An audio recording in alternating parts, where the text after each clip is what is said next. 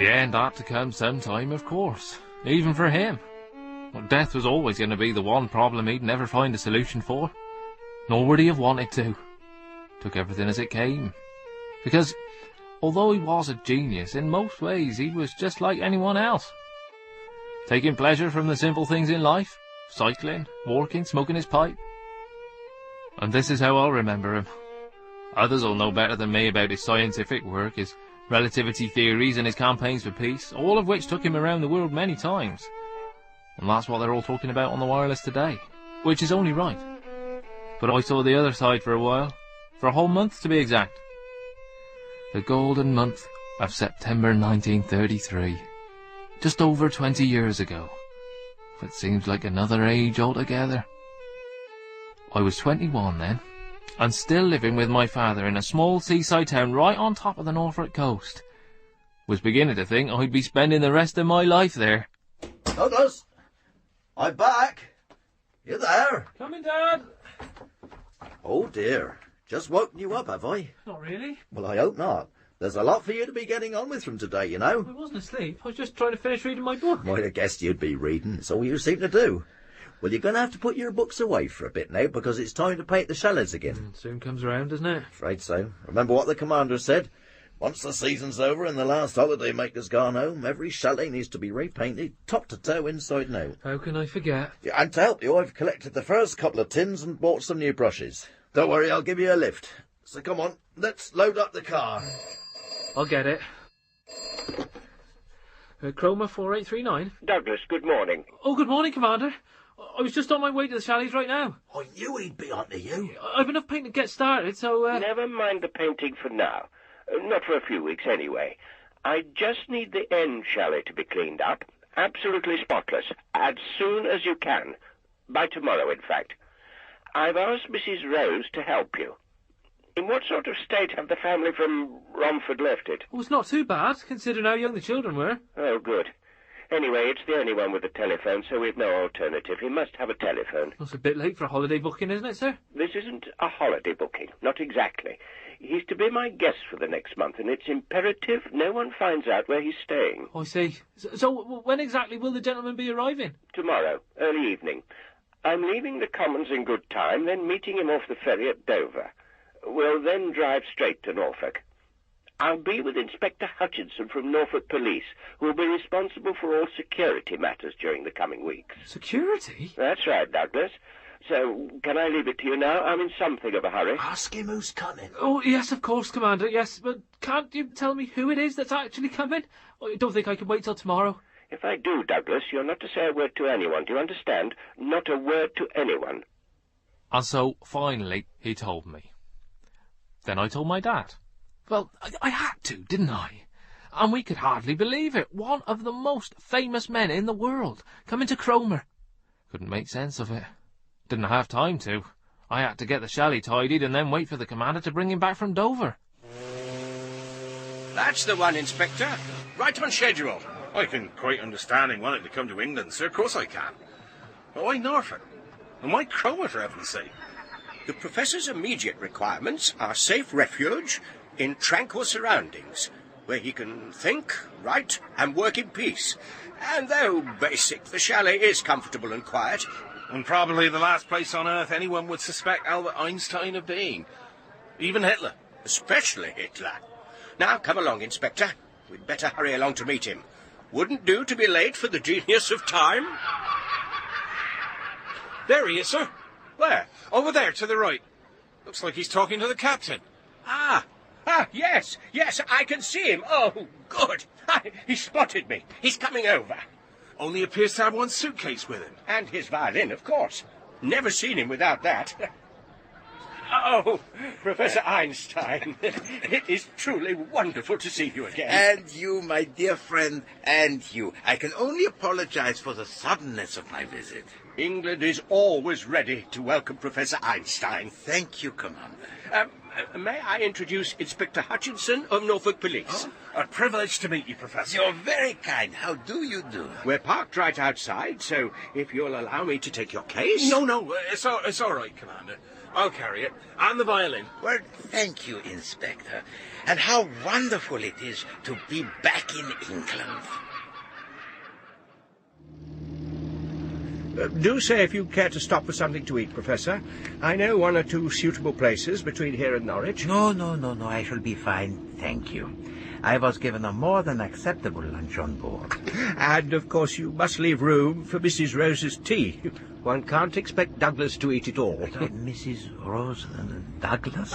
Sorry, they work for me, and will be at your service for the duration of your stay. You know, Inspector, What's that, sir? each time I meet with the commander in England, he takes me to tea. The last occasion was with Mr. Churchill and Mr. Lloyd George. And today it's with Mrs. Rose and Douglas. Where I am certain both the company and the tea will be just as delightful. I'm sure it will, sir, yes. Your wife was telling me, Professor, that from here you intend to go to America. Yes, to Princeton University. I've been offered a post there. But we'll have to see. I like America. They seem to suffer me quite gladly, so. But I shall never return to the country of my birth. Germany. No, I can never go back. How dreadful are things there now? They're bad, frightening, and for many of us it can only get worse. Germany should be proud of you, sir. A scientist, famous the world over, a man of peace. Well, that, I am afraid, is half of the problem, as Hitler sees it. The other half is my religion. He destroys our businesses and smashes our shops. If you're a teacher, a doctor, a civil servant, a scientist, then you will be instantly dismissed. He raids our homes and seizes our bank accounts. The streets of Berlin are on fire, burning with the books of Jewish writers. And there is no opposition. They too have been silenced. Only recently my picture in the newspaper had underneath it the words, "Noch ungehängt." Sir? Not yet hanged. No, life there is growing more sinister and menacing by the day. Good Lord. I have to say, my deep mistrust of Germany has been long held. It is one reason why I renounced my citizenship before I was even out of my teens. You'll find life a little quieter in Norfolk, I can promise you. Well, I'm ready for that, believe me. Oh, I'm sure you'll be happy there. Especially if this glorious weather holds. Regrettably, I have to be in London much of the time, but I've ensured you'll be in good hands. Well, you know me by now. Simple needs, simple pleasures. If I might request one favour whilst you're with us. Well, I owe you at least one. What can I do? I'm organising a small meeting in London in a few weeks, just before you head for the United States. A couple of 100 people, that's all. A modest attempt to enlighten some of the press and public about, well, the sort of things you just mentioned, really. There'll be a handful of eminent speakers, but with you on the platform, we'd be assured of moving the Nazi threat higher up the agenda. Where it should be. At the very top. Of course I shall speak. We must all speak out. No, forgive me, gentlemen. Oh, you see what happens when I forego my lunchtime nap? Don't apologise. You had an early start. Anyway, I'm pleased to say we're making good progress. Should easily make the chalet for tea. Curious that, don't you think, Commander? What? How the journey home always seems to go much quicker than the same one going. I don't suppose you'd be able to tell me why that is, would you, Professor? Oh, he's asleep.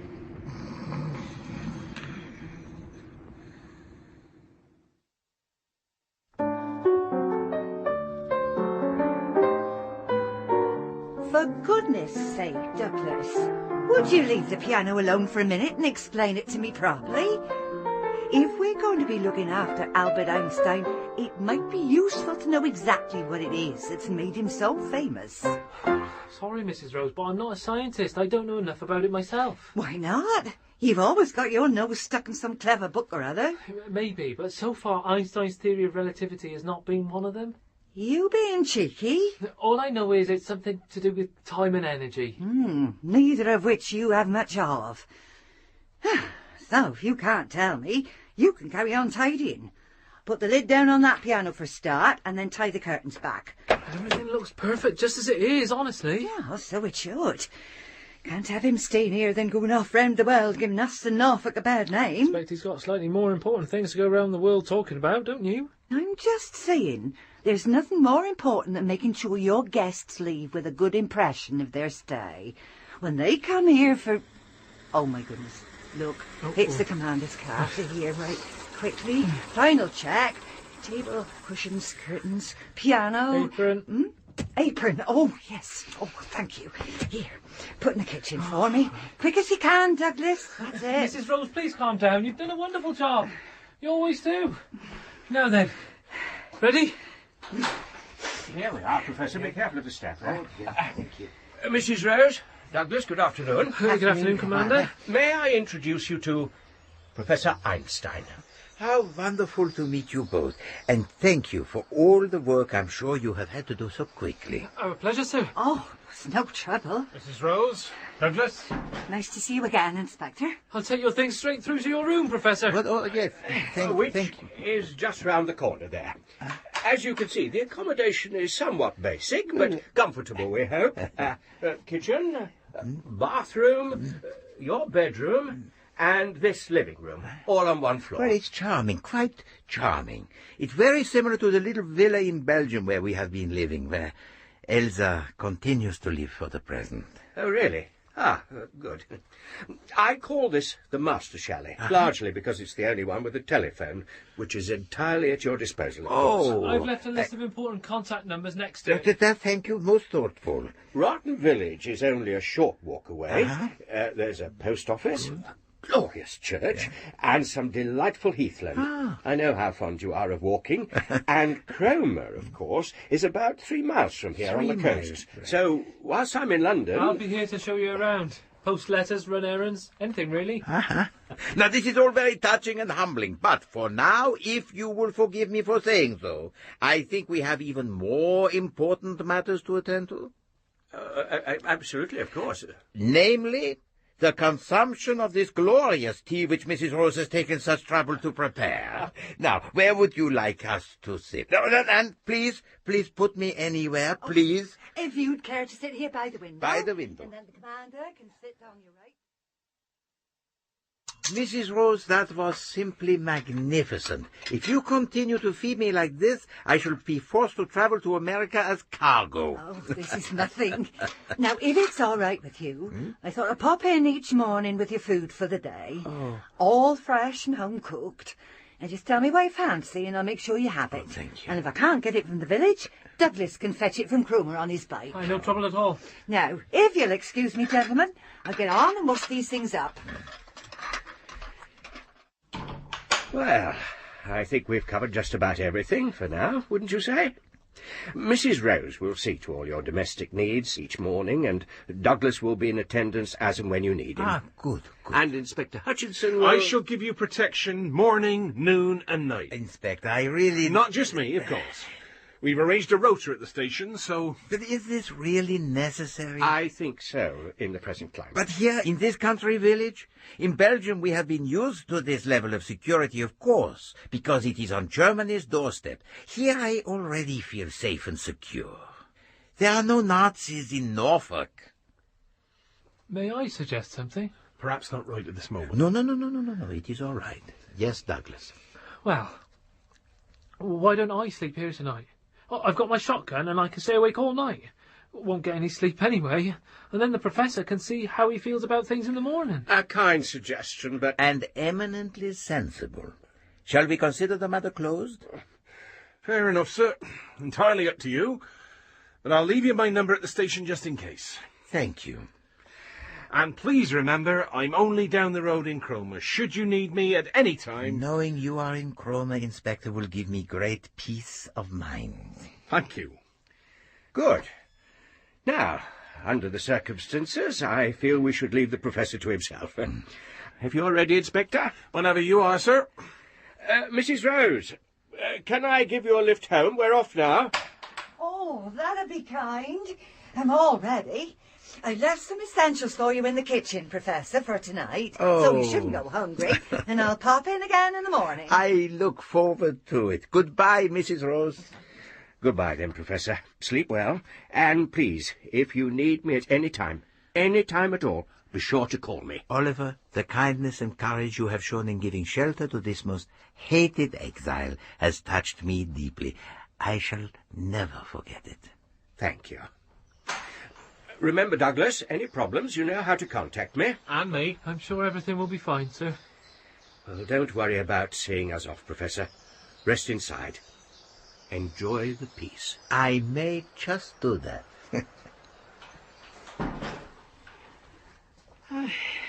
You know, it's strange, but already I'm beginning to feel at home here. Well, we're relieved you like it, to be honest. But concerned you find it rather, well, a bit not what you're used to, sort of thing. Oh, I have no need for luxury. I'm content with just paper, pencils, tobacco for my pipe, bread and cheese on the table. And yeah, Douglas, do you know where my violin is? I hope I didn't leave it in the car. I put it in the bedroom with your suitcase. Ah, well, I would have been lost without it. Especially here where I can play as badly as I like without fear of disturbing any neighbors.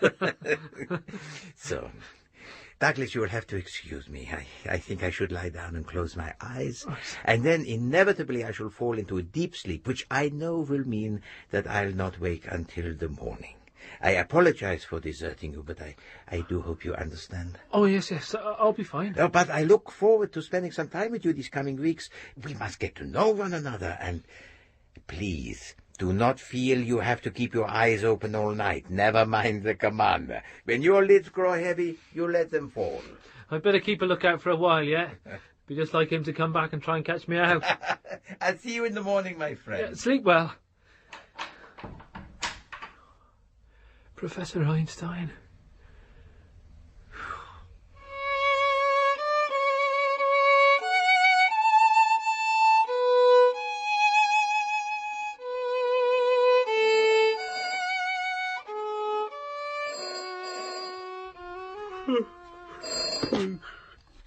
Routing 5133, good morning. I'm sorry, who is this, please? Why not? Well, no, I'm afraid I can't help you. Why do you want to know where Albert Einstein is staying?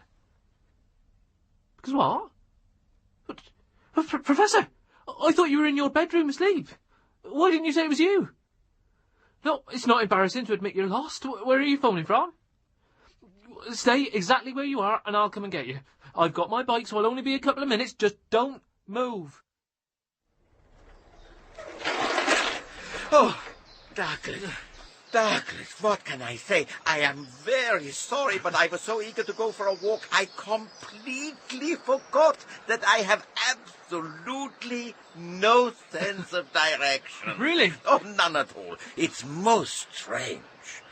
Oh, no, I think I rather surprised the kind lady who runs the post office. Mrs. Prodinger? Oh, she'll be all right. Oh. Hey, mind you, it was lucky you remembered the Sally's phone number, wasn't it? Yeah, but with numbers I have no problem. I think we'd better head back. Do you know, I used to cycle a lot. Really? Oh, yes, until my doctor told me how good it was for my heart and general fitness, then suddenly it didn't have the same appeal. Seems I was cycling more for my doctor's benefit than for my own. You're welcome to use mine. Well, that's kind, but I fear the potential to get lost in unfamiliar territory on a bicycle is even greater than on foot. I see what you mean. So, tell me about yourself. You live in Cromer? With my father. Yes, just the two of us since my mother died. A few years ago now. Oh, I am sorry. Dad works for the commander as well. As and when, sort of thing. Has done since the Great War. And you are continuing the family tradition? Just sort of happened, really. And he's good to work for. But I still want something else. Something more. And? But do you know what? That's a problem. Not really, no. I'd like to see more of the world than just Norfolk, that's for sure. And you will. I know it. But you're young. Yeah, it's 21, yes. Well, there you are then. Do you know what I was doing at your age? I can't imagine. But I shouldn't think it involved the repainting of a few holiday homes. No. I must confess it did not, no. At your age, let me see. I was trying to find work in Switzerland as a teacher. Oh. Yes. But then a friend found me a job in Bern at the patent office. It wasn't what I wanted, but it gave me the freedom to work on my scientific theories. And then my life truly began. So do not worry. An opportunity will come. And that will be the critical moment, because you have to recognize it when you see it. If you want something enough, it will happen, though not perhaps in the way you expected. Oh, I hope you're right. Oh. Yeah, you know, I have a son your age. Well, maybe 2 years older. Just like any other little boy when he was growing up. It could have been anything he wanted. Most likely a pianist. He had a wonderful talent for music. And now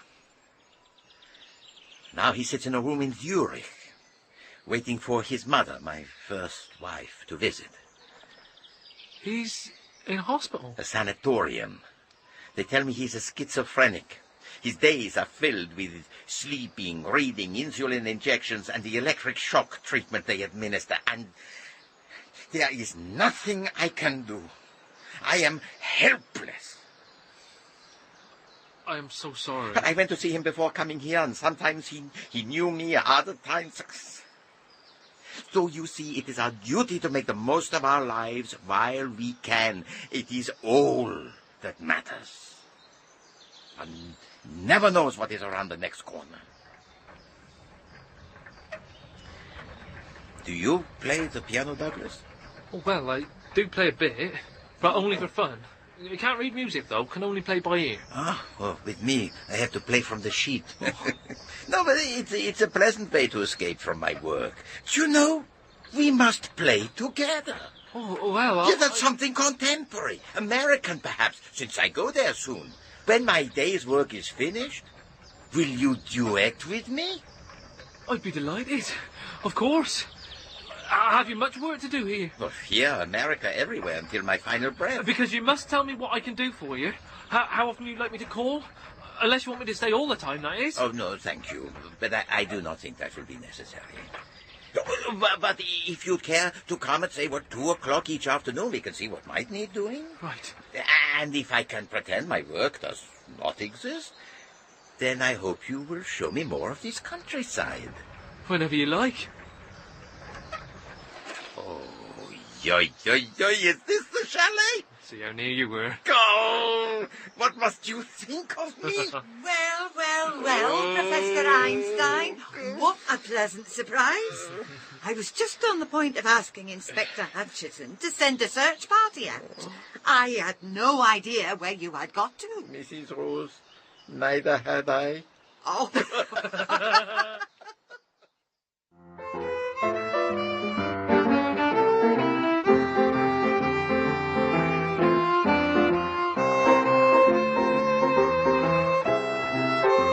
You know, Douglas, I am so envious of you. You play so naturally, with such feeling. And here I am studiously following the manuscript as though my very life depended on it.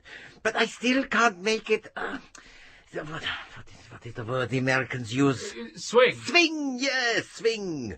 You must teach me how to make this happen. Oh, I'm not sure I can. Well, it isn't really something that can be taught. Right, it's just a case of, having the tune in your head. Yes. And letting the way you feel sort of take over. Uh-huh. Yeah? Yes?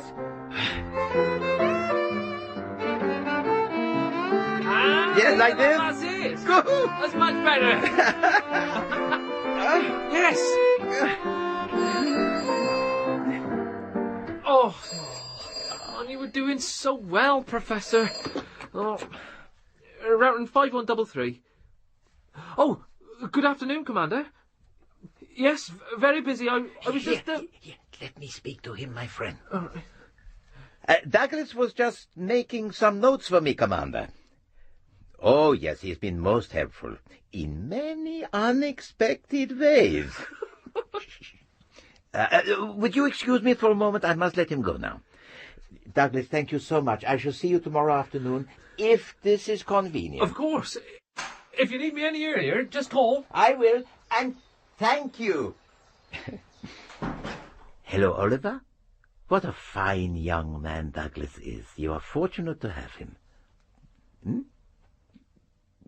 Yes, of course I shall still speak at your meeting. Oh, but tell me, I hope you're not having trouble selling the 200 tickets. 10,000? You have sold 10,000? Well, where on earth will you put... I am impressed. Well, I've always wished to play my violin at the Royal Albert Hall, but to speak there will be almost as great an honour. And perhaps I might then stay in London as I sail for America soon after? Yes, Elsa is coming from Belgium, and I shall meet her at Southampton.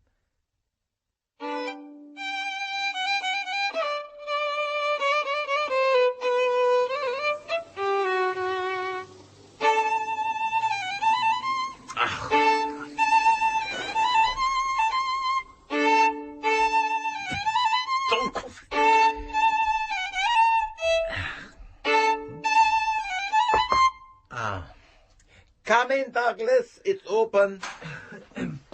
So, am I to believe that as a consequence of the extravagant praise I have heaped upon you, the commander has increased your wages? I don't think so, Professor. Why? 1 minute a bicycle, the next a car. Oh, no.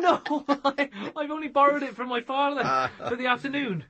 Because I was wondering, well... Then go on, my friend. I'm only just putting this away. Well, it's just that, well, I don't know how busy you are, but I was thinking... Well, as you've not really been out and about for a few days, and since I got the car, I was going to ask whether you fancied driving to Cromer this afternoon, seeing the matinee at the Pavilion Theatre on the pier. Huh? It's just that Harry Herbert's the comedian, he comes every year, and well, I think he's great. He's really funny. The season's virtually over, so we'd have no trouble getting in. Harry Herbert? Yes. You won't know him, but he's popular in this part of the world. But, as I say, I'm sure you've got important work. Oh, no, it's not so important. I have only to write a letter to Sigmund Freud, prepare my speech for the Commander's Rally in front of an audience of 10,000 at the Royal Albert Hall, and continue to work on my theory of relativity. And you ask me if I should like to come to Cromer and see Harry Herbert? What was I thinking? I'm so... What on earth? Oh. When's showtime? Sorry. I'd love to come. When's the matinee? Oh, it was 2:30. Excellent. All of this can wait.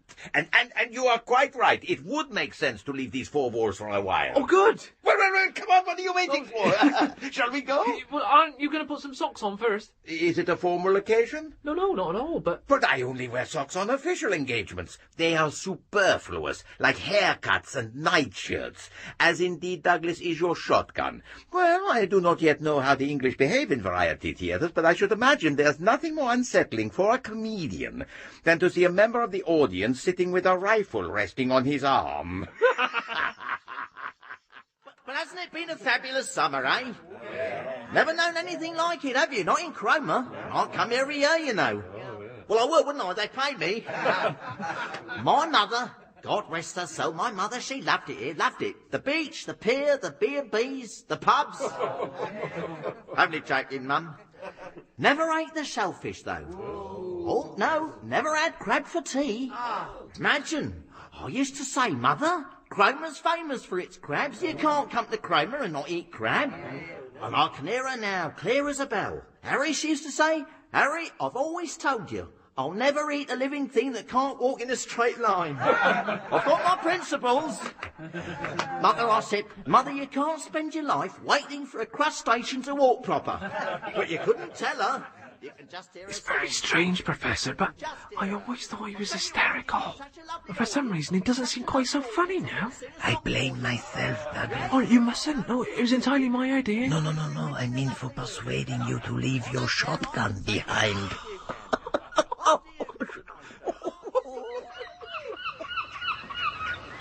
I'll never eat a living thing that can't walk in a straight line.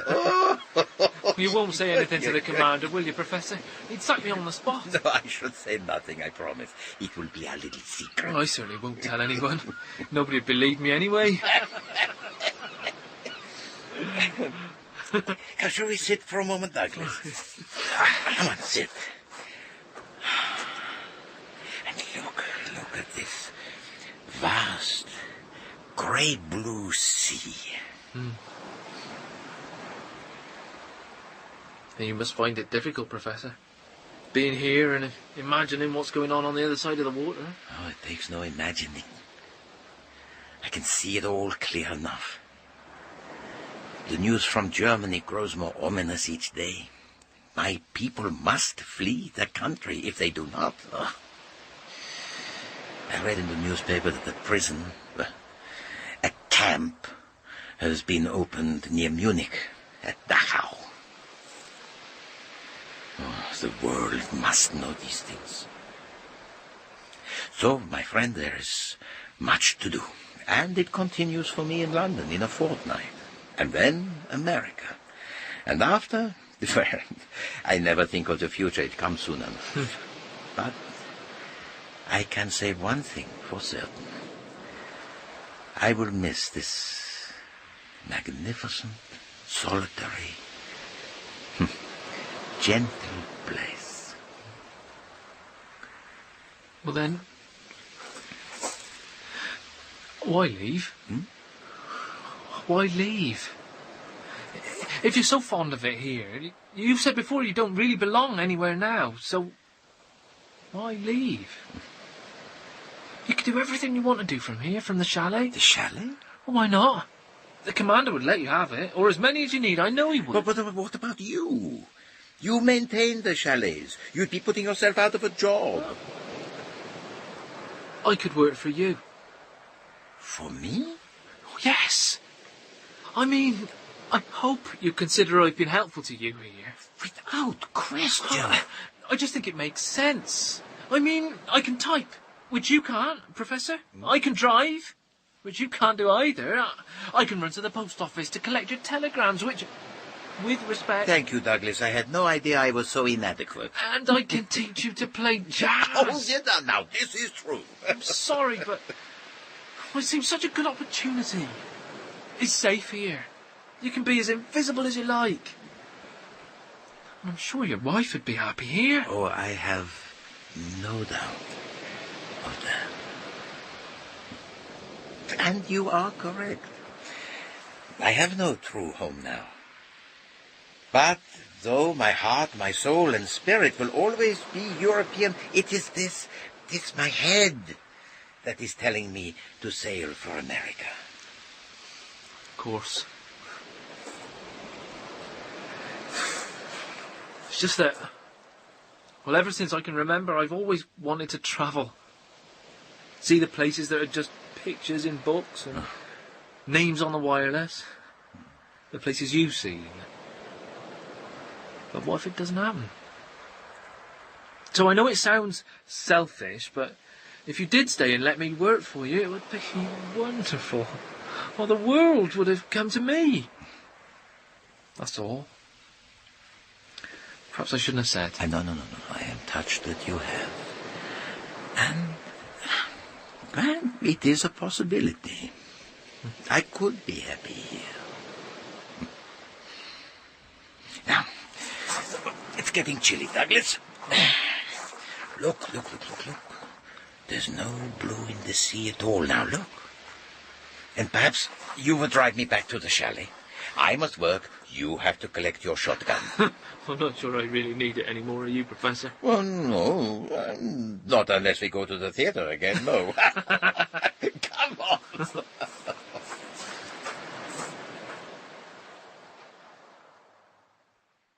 Meine liebste Freundin, Ilse hat mir gerade ihre sehr tragischen Nachrichten erzählt. Ihr Sohn war ein guter Mann und hätte noch sehr viel mehr erreichen können. Come in, Douglas. Afternoon, Professor. I brought the extra paper and pencils you asked for. I hope it's enough for as all Mrs. Prodinger had in stock. Professor, is everything all right? No, my wife has just telephoned. A friend, a good friend, has died in Germany. I'm so sorry. He went into his study, sat at his desk, took a revolver from the drawer, and put it to his head. Before they came knocking at his door. And because he was a Jew, a scientist, a man of peace who refused to leave his homeland. And I am now having to write to his mother. I really don't know what to say. No, there is nothing. But I must try for this poor woman. Perhaps you would wait while I finish and then post it for me. Of course. I'll wait outside.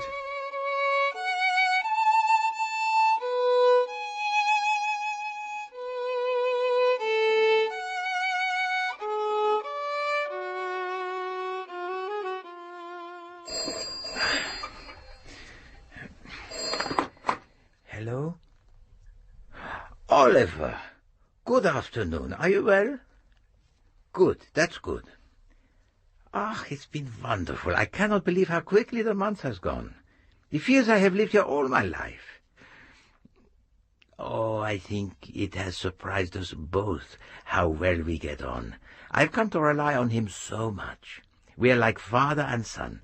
I, of course, am the son. Sorry? Tomorrow?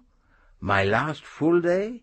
Well, I shall pack away my violin, my paper, my sandals and sweater, and be ready the day after for London.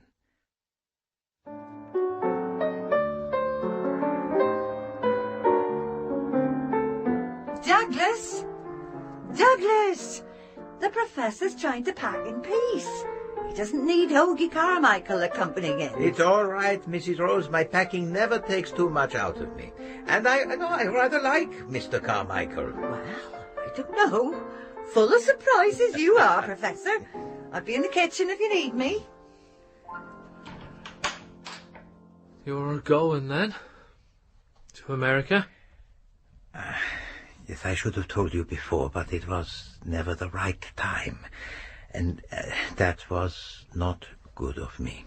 I am sorry. Oh, but of course you must go. Deep down, I always knew you would. You're too important to be stuck here. America's the only place, I can see that.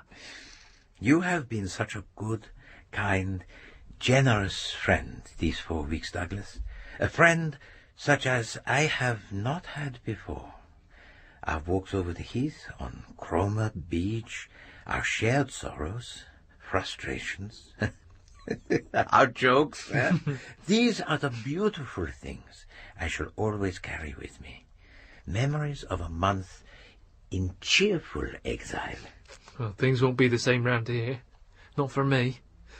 Everything going back to how it was. Oh, there will be something else, Douglas, or perhaps someone. For you, life is only at the beginning. Here's the Commander. Dead in time, of course. Douglas, you better fetch the Professor's things. I'm sure they'll want to get going fairly smartly. Is everything in your room? On the bed, yes. Thank you, Douglas. Right, you are. Good morning, Commander.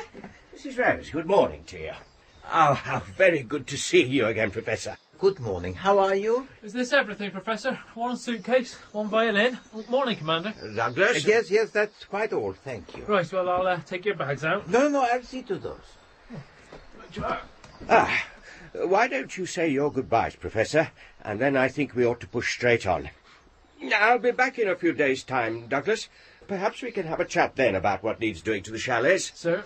Looks as though the window frames could do with a lick of paint for a start. Right. Well, I thank you both for all your efforts this past month. Greatly appreciated. I'll be waiting in the car, Professor. Indeed. So, my 2 Dear friends, I will not say goodbye because we must hope to be together again. I will just say thank you for making this brief time so joyful for me. The pleasure has been that much greater because it came so unexpectedly. Oh, we've so got used to having you around. Well, likewise, Mrs. Rose, likewise. You have looked after me too well, all this extra weight, eh? My wife will think I've been seeing another woman, and I shall say nothing to dissuade her. And farewell for the present, Douglas. Now remember our talks, and be happy. Professor. Now, the commander is in a hurry. I shall have to go in case he leaves without me. Goodbye, Professor. Have a safe journey. Thank you, Mrs. Rose. I will. At least I won't get lost again. As I say, Douglas, don't worry about the repainting just yet. You've plenty of time for all that.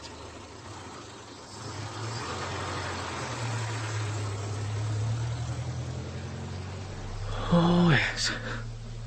Plenty of time. Douglas.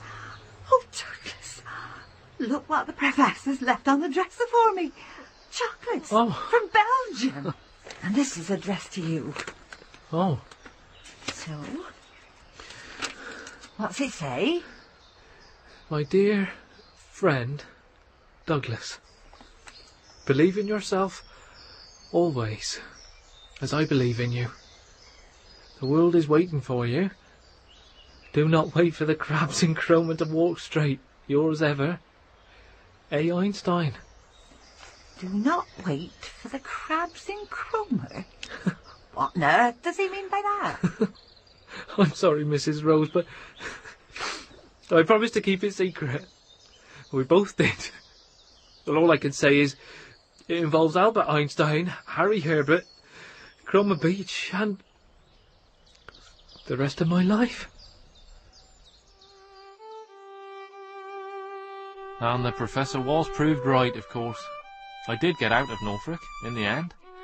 Only because the war came along, just as he feared it would. Well, then I saw more of Europe than I really wanted. Witnessed such dreadful things. Always kept his letter in my pocket, though, for luck. And in the end, I made it back here. Home, alive, and in one piece. And ever since, I've never wanted to leave Norfolk again. How the Professor would have roared at the irony of that. He never returned to England, or Europe for that matter. Once in America, he never left. It would have been good to see him again and talk and laugh about that month in the chalet, but I know how lucky I was to have spent the time with him that I did. Lightning doesn't strike in the same place twice. You don't have to be a genius to know that.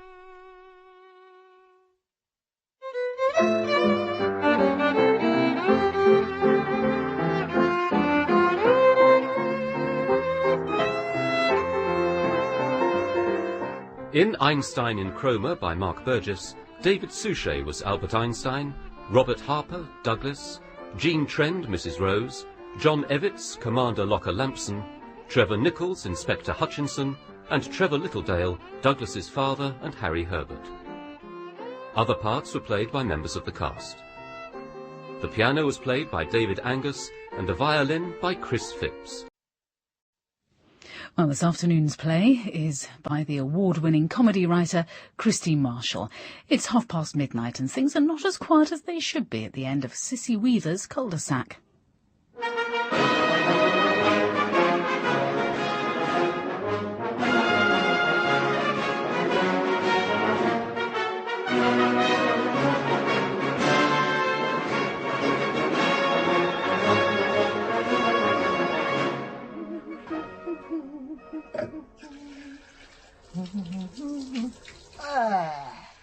I'll give 'em boil it. They won't be here when the gas wants paying. Oh, no. When we have boiled it. Won't see 'em for dust then, with the hard hats and the big mucky wellies. Oh, no. Oh, for goodness sake, that flaming woman. Nora Siddle, if you don't turn that lot off, I'm sending for the warden. I'm sick of it at this time of night, night after night from you. I mean it, I do. I shall have you out of there and down the road. You'll be out on your ear, that's where you'll be. And I'll be putting it in writing this time, official, to the warden. Right, that's it. I don't care what time it is. I've had enough. A Bit of a Hole by Christine Marshall.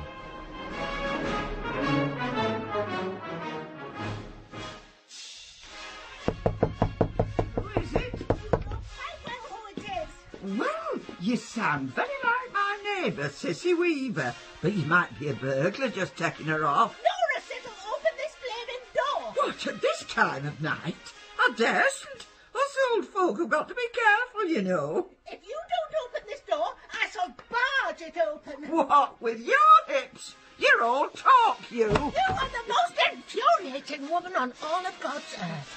Making enough noise to waken the dead at this time of night.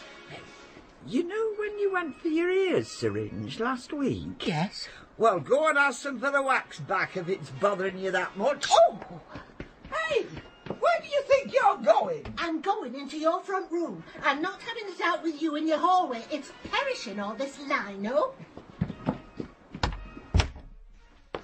Oh, put that light off.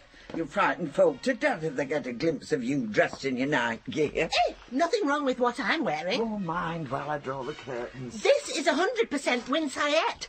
Our Janice's lot got me it last Christmas. She had a nightmare finding a nightie and housecoat that matched. You go to bed in them, careless. What I go to bed in is nothing to do with you, and not the point of why I'm here. Well, I wouldn't say that the effect weighs against the discomfort in your case. You cheeky so-and-so. Anyway, you've room to talk. What do you look like in that old army coat? It gets cold in here at night. I've never found a dressing gown to hold a candle to this. Oh, why don't you just go to bed like any other normal person? Oh, my legs won't let me. How do you mean? Oh, they're not so much restless as doing a yearning saunter all night. The only way to knock 'em, of course, is to march. But you're in bed all day. Your curtains are always shut. Well, you'd be in bed all day if you'd been marching all night. I will be in bed all day if you carry on like this. And it'll be a bed with hospital curtains dragged round it. You're very selfish behaving like this, you know. But you were selfish when you were in school. I was not. Yes, you were. Your Lily had sugar, but she still got her sweet ration. She gave it to you, and you never give anyone so much as a lick of a bonbon. For goodness sake! Talk about bearing a grudge on a long-term basis. Any road, me mam said that I needed the sugar 'cause I was that skinny. Whereas you've always had a big backside on you that you could have lived off for a good fortnight. I was doing you a favour in the long run. Right, that's it. Enough. I don't need to stop here and be insulted. I'm getting in touch with the Ward and Accommodation Committee first thing. I'm telling you to your face, not behind your back like most folk would. You have been like a stone in my shoe for years, but no more. Mind out of my way. Sissy, keep still. Stay where you are. Are you completely raving mad? Oh, my God!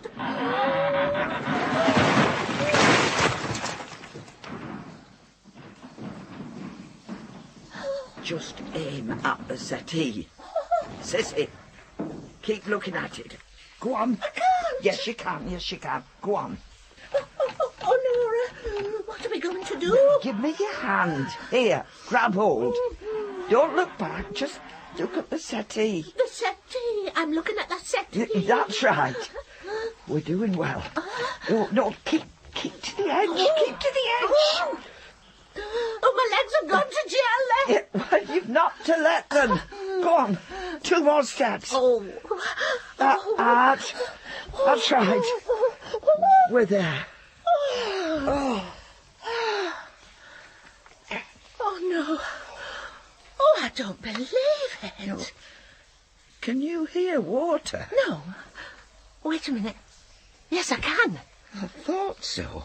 It's deep, isn't it? It's deep enough for my table and chairs to well and truly disappear into it. Can't even see the top of me good vase, and that's another 12 inches at least. Maybe you should go and have a look. I'm not budging from here. Go anywhere near that, and you could end up head first in it. What are we going to do?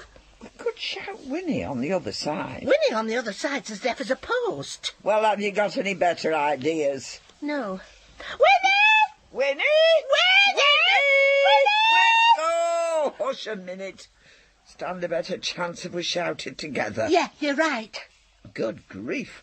I never thought I'd see the day when Cissy Weaver said I was right about something. Do you never let up? We're here, teetering on the brink of a gaping chasm in your own front room, and you still think it's all right to make daft comments. Oh, shut up. After 3. 1, 2, 3. Winnie! Again. After 3. Yeah, yes, after 3. 1, 2, 3. Winnie! Oh, my God. Oh, it's Helen. Nora, it's going. It's going. It's gone. Oh, what are we going to do? Oh, shut up and let me think. We'd best leave off the shouting for one. It must have been the vibration of our voices that juddered the telly into the hole. Oh, yes, it must have been. I wonder if Winnie heard us. Oh, I shouldn't think so. She'd got the last number at the bingo on Thursday. She never heard that. Where does she go? Only down the centre. She used to go to the Mega, but she can't make it now. Both her knees have gone. She was never off her knees. She wore that front step of hers away. She did.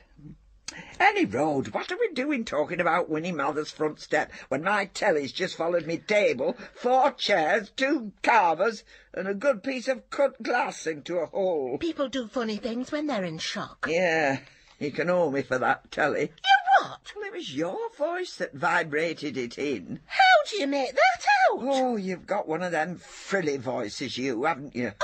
Always know when you're in 11 o'clock mass, 'cause I can hear your voice frilling away at the front. My voice does not frill, and it doesn't vibrate. Your voice does both, face it.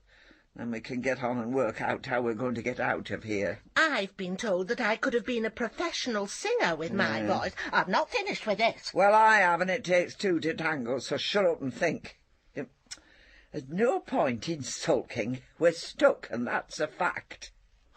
Where's your red pulley cord? Your emergency dangly thing, with the white knobby bit on the end for arthritis. It's not working. What do you mean it's not working? They'll know at the control room if there's one not working. It'll flash on a screen or something. They don't know about this one. They will. They know about it automatically. It's a very clever system. I got it stuck down the back of my belt when I was buckling up. Post office pension day. Well, that wouldn't stop it from working. I got a bit mithered with it, and anyway, I ended up cutting it off. You cut off your red emergency pulley cord? Because you got it stuck down the back of your Mac? You got in a temper with it, that's what you did. I thought someone was behind me. Frightened me to death. I must have got it stuck in the belt when I fastened my coat, and I didn't notice for a bit. I checked my handbag, sorted my keys, got my gloves on, went for the door. Then I felt this tug behind me on my belt. I thought someone had got in.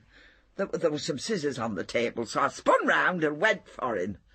But there wasn't him. Then it was too late. No, don't laugh. I could have had a heart attack. I bet you were glad it wasn't a burglar. Of course I was. But there was worse. What? Oh, I don't know why I'm telling you, really. You'll only mock. Oh, no, I won't. Go on. Well, when I got to the post office, I still had the white knobby bit on the end for arthritis dangling down the back. I might have given out my pension to have seen that. Oh, I knew you'd laugh. The thing is, no one said a word, and there must have been, 20 odd in the queue. Oh, Nora, what are you like? I know. Well, of course, that made me even more angry. Oh, but you'd have flown at anyone who pointed it out to you. I suppose. Anyway, we better cut this laughing out, or we might send something else down now. Well, there's only us and the sideboard to go.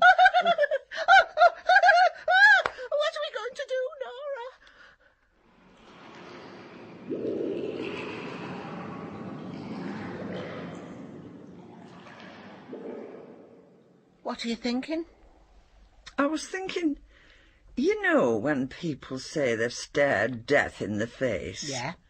Well, that's what we're doing now, isn't it? Oh, don't you be tempting fate. We're doing all right. We're still here. I can't feel my feet, though they're that cold. But we are still here. Here, make some slippers out of these cushions. Oh. You can stick your feet in them. Might give you a bit of warmth. Oh, what about you? Oh, these army socks are fine. I've got 2 pair on. Oh, that's better already. Good idea. I just thought it would be more dramatic than this. What? Death. How much more drama do you want?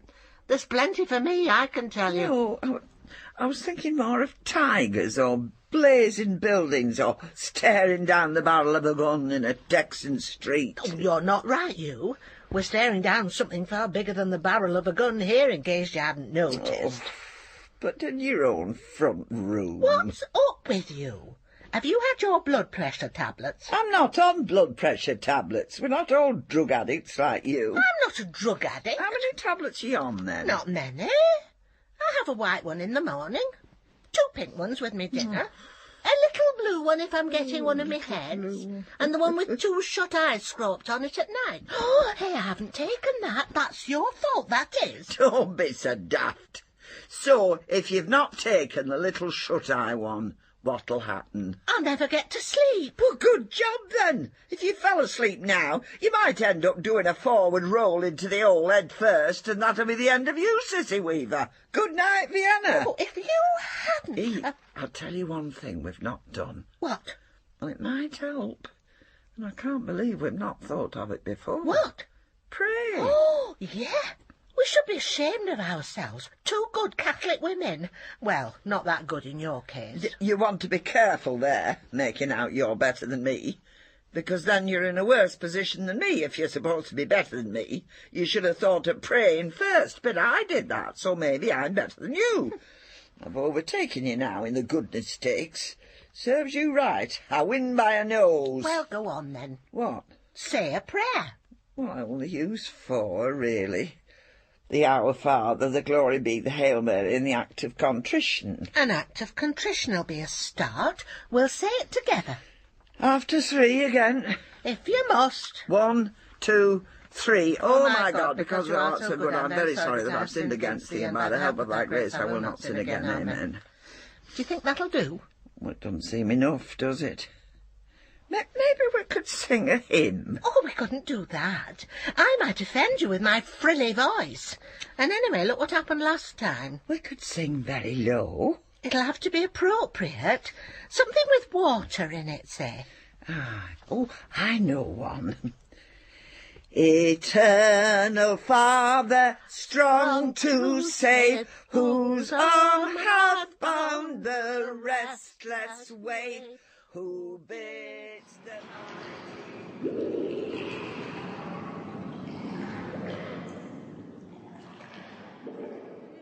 mighty ocean deep, its own appointed limits keep. Oh, hear us when we cry to thee for those in peril on the sea. Oh, even if it doesn't work, I feel better for that. Good. Oh, it's funny, really, because I was only thinking the other night.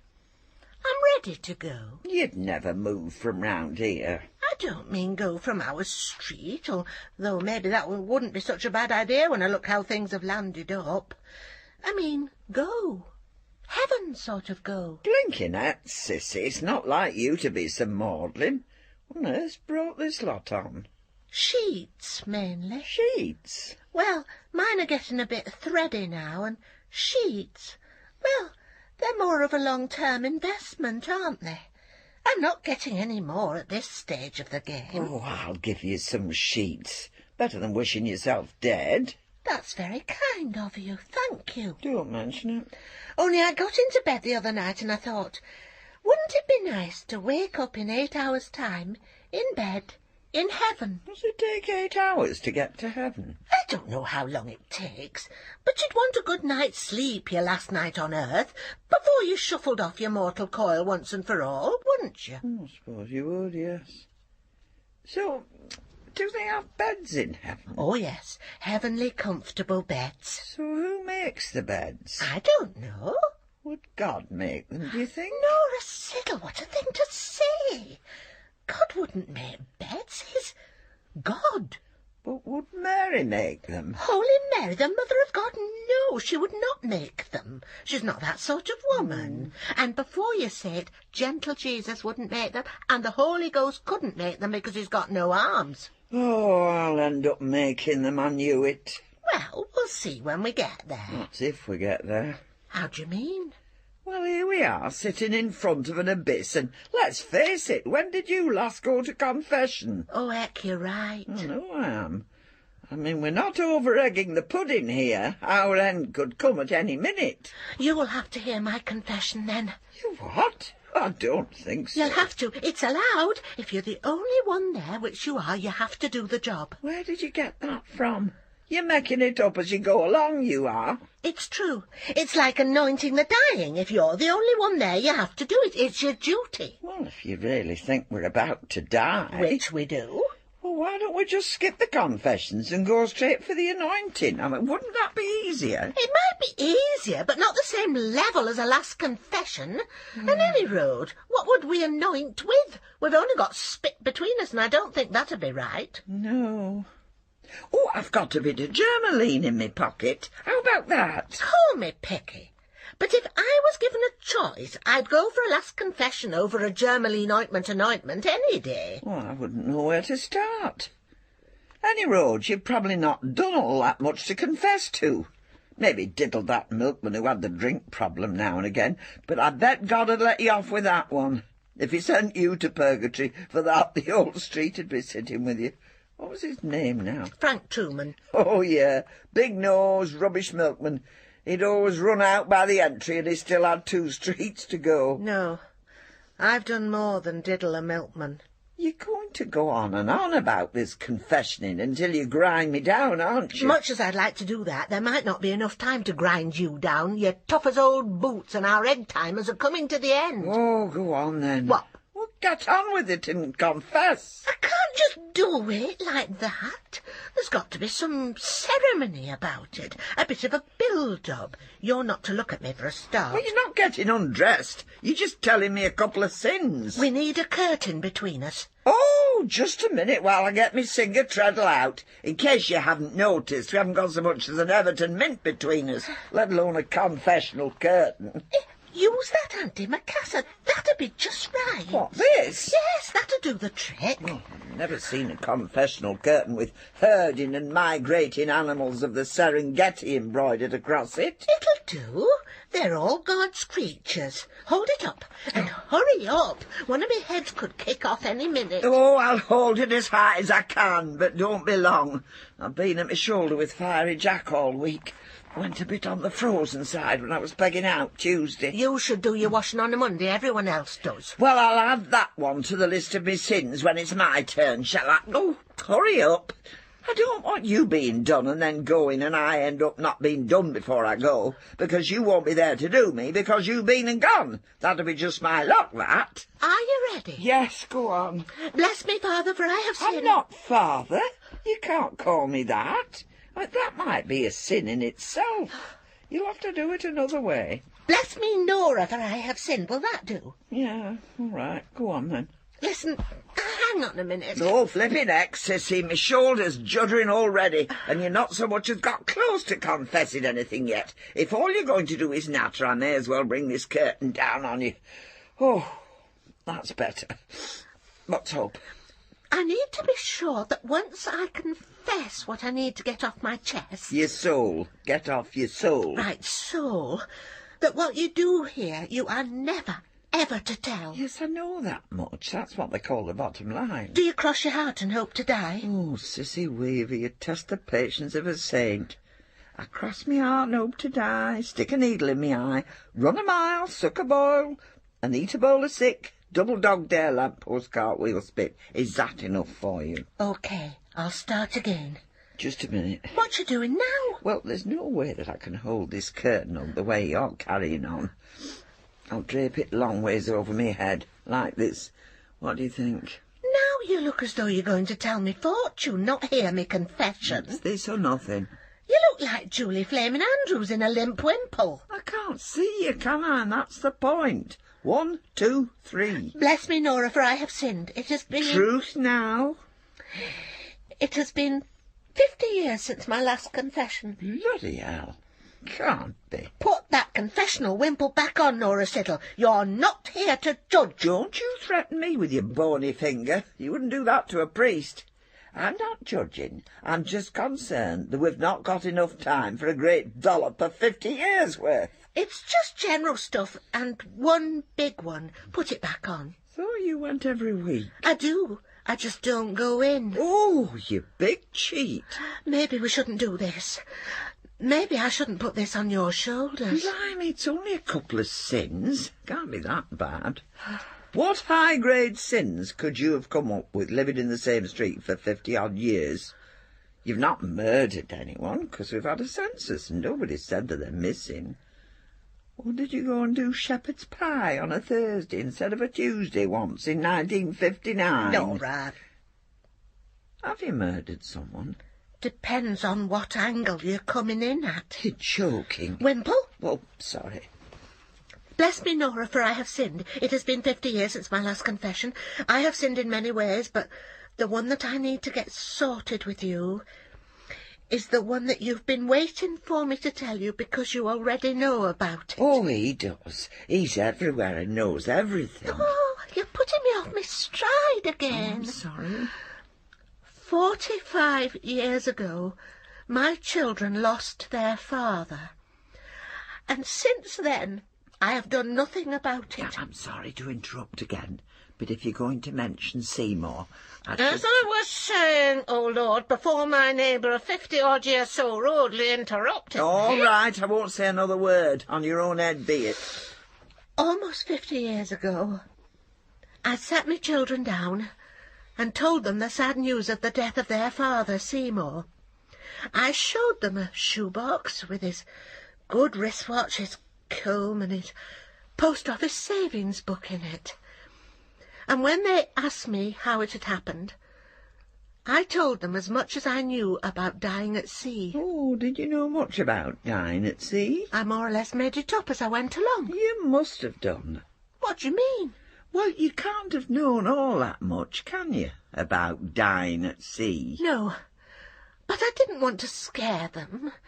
Just make it clear for them that he wasn't there any more and he never would be. Clear enough for them to forget him and get on with their lives. And you get on with yours. Yeah. Go on. I don't know about this. What's up? Nothing. I'm just wondering if this is such a good idea. No, I'm sorry. I'll shut up. Let you get on with it. Nothing to do with me. It's your business. Yes, it is. It was. It's just that I collected for the wreath, remember? So it was a bit of my business. Yes, I do remember. And I thanked you all for it. Yeah, you did. And you put it in a wheelbarrow and took it up the cemetery, 10 o'clock at night. You saw me? Yeah, you threw it over the cemetery wall. The gates were shut. There would be. It was gone 10 o'clock. What were you doing following me anyway? What were you doing throwing it over the wall? There wasn't a grave to put it on. I didn't want to keep it in the backyard. I could hardly put it in the ash bin, could I? I just wanted the whole thing over with. It seemed like the best idea at the time. Anyway, what were you doing following me? I wasn't following you. I just didn't want to go home. Me mum had never stopped crying since our Michael had gone. I'd do anything to keep out of the house. I saw you with the pram. I thought you'd gone to whip a bit of coal or something. Thought I could help you and maybe get some for us. Cheer me mum up a bit. If I had been going to, as you put it, whip some coal, it was because we needed it. It wasn't easy, no wage coming in. I know what it's like to be a wage packet down. Our Michael had always tipped his up every Friday. We were missing that for sure. Your Michael? I'd forgotten all about him. The whole street came out to see him off. They did. He looked so grown up in his white cassock, and that thick rope round his middle, all grown up and serious. The ack of the missionary world, the white missionaries. Never seen a woman cry as much as your mum did that day. I know. She cried with pride and she cried with grief. She knew she'd never see him again. He made that very clear. Angola. Sounds African, that, doesn't it? Angola. Hero of the hour. He could do no wrong. Weren't you proud of him? Oh, yes. We all had to be proud of our Michael. Father Michael. Our father. If only I'd have been a nun, she'd have had a full hand. And there he is, still out there all these years, in a foreign land. He's in a foreign land, all right. Any road up, you've not finished. I might have done. No, you've not. You've not touched it yet. Go on, get it over with. You know, don't you? Oh, maybe I do. But you've still got to say it. How long have you known? Well, what does it matter? Won't change anything, knowing how long I've known. Go on. I want to go home. I'm not stopping you. Go if you dare. Oh. But if you make it, this lot'll go with you. It'll follow you round like it's followed you round. And now you know that I know, it'll tap you on the shoulder even more every time you set eyes on me. Oh, God. Did you tell anyone? Not a soul. I'm not the type to jangle. Go on. I'm not looking at you, and I'll even close my eyes. Look. See. Bless me, Nora, for I have sinned. Oh, and by the way, we're still on the same sin. Yes, the same one. The only one. OK. Seymour didn't die. Seymour said that he wasn't happy and he ran off with some woman and they ended up in Rill. I told him if he went, he was never to come back, never make contact, nothing. And he went, and he never came back. And I told his kids that he were dead. And that's it. There you are, then. Done. Oh, can I take this off now? Is that all you're going to say? Well, what else do you want me to say? I'm not here to judge. I'm just a middleman for our Lord. This one lands on his desk. I haven't got a desk, and if I had, it'd probably have gone in the hole by now. What do you think he'll say? Well, the Lord works in mysterious ways, Sissy. Your sin was depriving your kids of a dad for all them years. That might be a new category, that. He'd probably have to ponder that one. Oh, but I haven't got time for pondering. Well, maybe he'll ask you to take a seat in purgatory for a bit, while he has a think about you. I've always thought it must be cold in purgatory. Me mam told us that purgatory was like the long wooden slatted bench that ran round the edge of the ladies' plunge at the municipal baths, remember? Yes. And every time someone said a prayer for the souls in purgatory, you all got to move round a bit until you got to stand in the lovely warm footbath at the end, and then into the little changing cubicle, which was your very own bit of heaven. She had an imagination, your mam. She did that. But as far as you're concerned, I think the next step's deciding on a penance for you. Oh, from you? Well, most certainly from me. Comes with the job, that. Go on, then. And I'll be taking all other small sins into consideration, right? Right. Let me think. Well, Hail Mary's a bit start, but I'll not be able to kneel. Kneeling doesn't come into it, lady. Mrs. Sissy Weaver, for the sins that you have committed, you are to go to the sideboard and get a blue tin out of the left-hand drawer. You what? You must be joking. It's the drawer nearest to you on your side. Could have been worse, could have been on t'other side. Oh. You can't miss it. It's got a picture of King George on it, sitting on a poof, with a dog and a bowl of fresh fruit. I don't care if he's sitting on a tree stump with Alma Cogan and a lump of bread and butter pudding. I'm not going to that sideboard. I'm not shifting off this settee. Then you are not forgiven. You're stuck, that's what you are. Stuck between a rock and a hard place, as they say in America. But when you're in deepest, darkest, coldest, hottest, smelliest hell, you might just look back on this and suddenly think that that rock and this hard place was the cushiest number you'd ever been on. Right. What are you doing? I'm going to do it. I'm going to the blessed sideboard. Take your cushions off. Oh. Be careful. Oh, why is your conscience starting to prick you? No. There's nothing to hold on to. Just keep to the edge. You'll be all right. Oh, it's easy for you to say. Just take it bit by bit. Slide your feet. Don't place them. Because you're very heavy-footed, aren't you? Do you know something? No one would believe that even in this teetering on the brink sort of situation you could still be insulting me. It's ultimately for your own good. I don't know how you can make that happen. Ah! Oh, dear. Oh, I thought I was going to slip there. Yeah, use the standard lamp to steady yourself. You're nearly there. Oh, I'm nearly Now, there. just lift your arm up now. Oh. Keep the bulk of your weight over to the wall. That's it. That's it. Do you want me to close the drawer? Of course I don't. Get back here. Slowly. Slowly. Come on. That's it. You're doing well. Nearly there. Oh, what's that? Don't look back. Just keep looking at me. Come on. Edge in. Edge in. And sit. Well done. Well done. Oh, my goodness. That's the sideboard done for. Well, that's not my fault. So, what's in the tin? What's so important that you gave me the fetching of it to do? Money? No, letters. Letters from our Michael and about our Michael. Oh, I see. He wrote most weeks, didn't he? I remember your mum telling everyone down at St. Jude's. Well, it started off every week, but it got to monthly, and then after our mam died, every other blue moon. Well, I bet he'd have been busy doing all his missionarying all over the place. Doesn't leave much time for writing, doesn't missionarying? An excuse. What's up, Nora? Did he do something to upset you?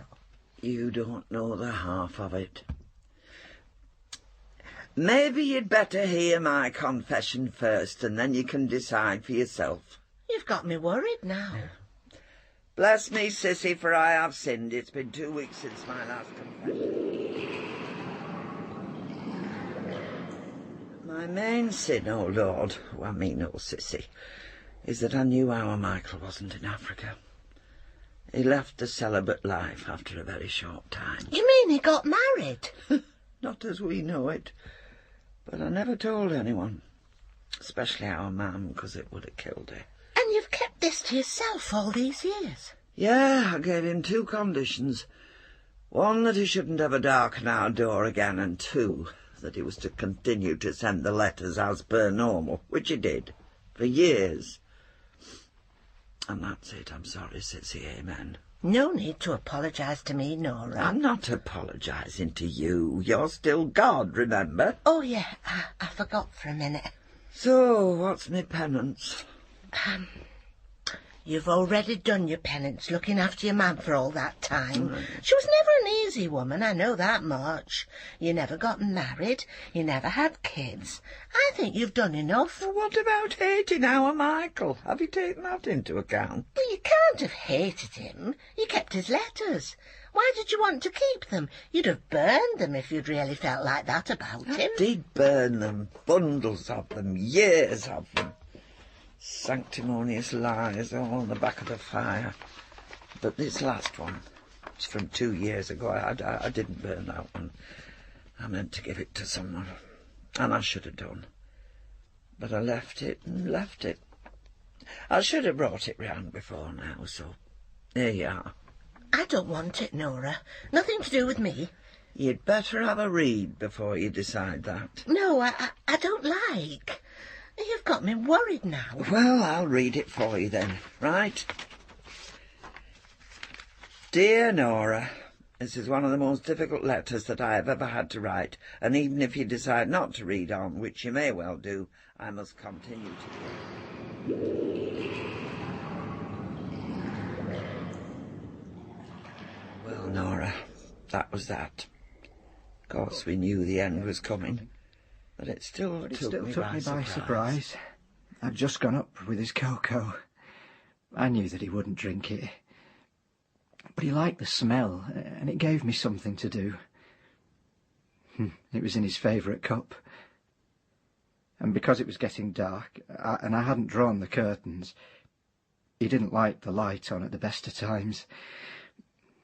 I think I might have been talking to him when he wasn't there. But he felt as though he was. And even though a tiny bit of me knew, I kept on talking. Until I couldn't pretend any more. I did love him, Nora. I did love him. I know the price I paid, and I know the price he paid, and that was a sight higher than mine, but I wouldn't change a thing, and I wouldn't change a day. Please try to understand. Your loving brother, Michael. So, there you are. I was wrong not to tell you, but at least you've not been telling your kids lies for the last 2 years. Seymour? You mean he was talking about my Seymour? Yes, he was. Oh. Well, are you all right? Oh, I don't know. I don't know what to say. Well, that's understandable. So, how long have you known? From the start? What happened to the woman, then? There never was a woman, Sissy. Yes, there was. He told me there was. No, there wasn't. It was just an excuse. How do you know? I know, because I went to see them. You went to see them? When? 1975, Bank Holiday Monday. I went on the train. And there was no woman? No, there was just Seymour and Michael and a Jack Russell called Lily. They'd moved from Rill because Michael thought that he'd been spotted on the front by some woman from Brackley Street. They moved to a tiny place away from the coast, and lots of land round it. They said that most folk they came across thought they were brothers, and they never put them right. I don't believe this. Couldn't make it up. I wouldn't make it up. It's disgusting. Well, more disgusting than him going off with a woman. Of course it is. If you say so. I'm glad I told the kids what I did now. Going off with a bloke. Why? They loved each other. It's making my flesh creep, this. Well, love's love, isn't it? It's not right. Men and love. God's love, and he's a bloke. Yeah, well... Where are you going? I'm going home. I need my own bed. I need to think. You can't go. You watch me. Sissy, you're too near the edge. Mind what you're doing, Sissy. Oh, my God. Oh, what have you done? Oh, here. Oh, hold on. Oh, Sissy. Oh, don't you ever do that again. Do you hear me? You could have had us both in there. Then what would you have said to him? Here, hutch up next to me. I'll give you a flap of my coat. Hey, you're soaking. Nora? What? I'm sorry. It's all right. I should have told you before. Why didn't you? Oh, never a good time, really. I told you on Monday you'd have gone for me with the clothes prop. Oh. Tuesday you'd have been with a bucket of water from doing your windows. And Friday you'd have heaved a bottle of milk at me. There's never been what you could call a good time. You know something? What?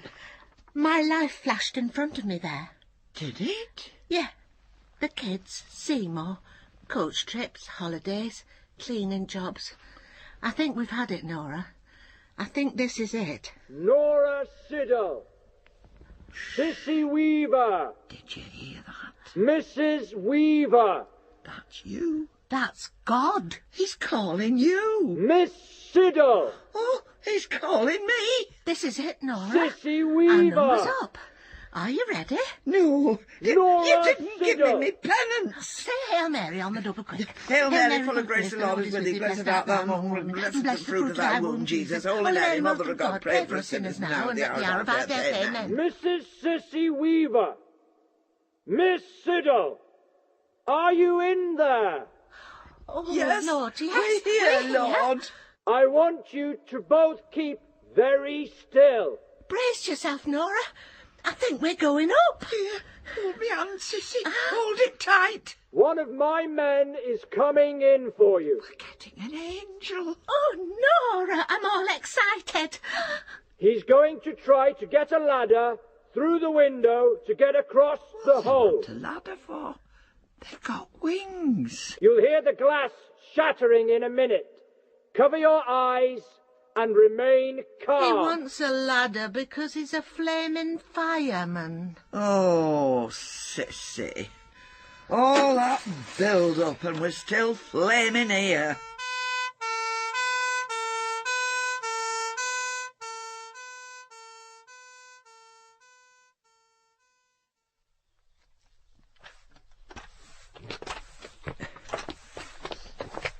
Oh, you're back, are you? Yes, yesterday afternoon. Why, have you missed me? I have, actually. It's been 3 weeks apiece. Any road. What are you doing up at this time of a morning? Well, what does it look like I'm doing? I'm brushing up this mess they've left behind them. Call themselves workmen. They said they were finished, and yes, the all's gone, but just look at this lot. More sand here than on the front of that hotel they put me in Morecambe. And there's not a tea bag left in the house. Cheeky so-and-sos when you're on a pension. Yeah, they've had plenty out of me, but I've said nought. You're sleeping better, though, aren't you? How do you know? I never heard a peep out of the Dragoon Guards last night. Have you put them on long-term leave, or what? I don't need them as much as I did. It was like I had to have them on to drown out what was playing on my mind. The Michael and Seymour stuff? God rest his soul. Maybe it was Seymour that had a hand in saving us. If it was, it would have been the least he could do. So you're not mad with him, then? Whatever I am is none of your beeswax now. But I might keep a lookout for him. Where? At the end of the slatted bench. In the footbath. In the ladies' plunge. Hey, we were almost the ladies who plunged, Sissy. Almost doesn't count, Nora. And you've missed a bit.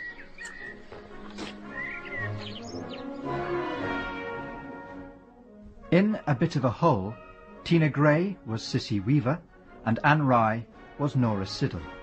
Michael and the Fireman were played by Robin Simpson. A Bit of a Hole by Christine Marshall was directed in Birmingham by Jenny Stevens.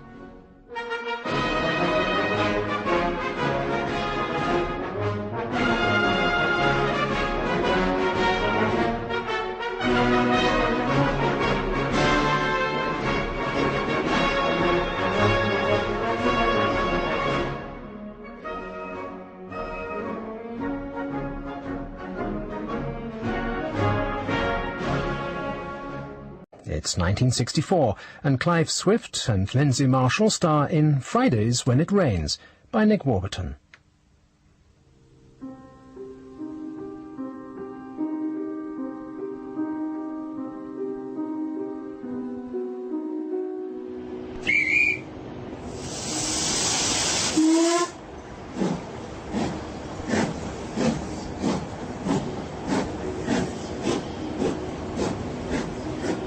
Very nearly the last train of the day. Last train of the working week, in fact. It's Friday, you see, and the station is gradually empty. Nothing here but grime and darkness. Shops go dark and offices empty, but then, of course, other lights are lit and other people come out. The railway tavern just outside the station. There's a man in a corner sitting at a round table, his head propped sideways on his hand, staring at his empty glass. But even this dawdler will leave in time, heading for the last train on the last but one train. And then...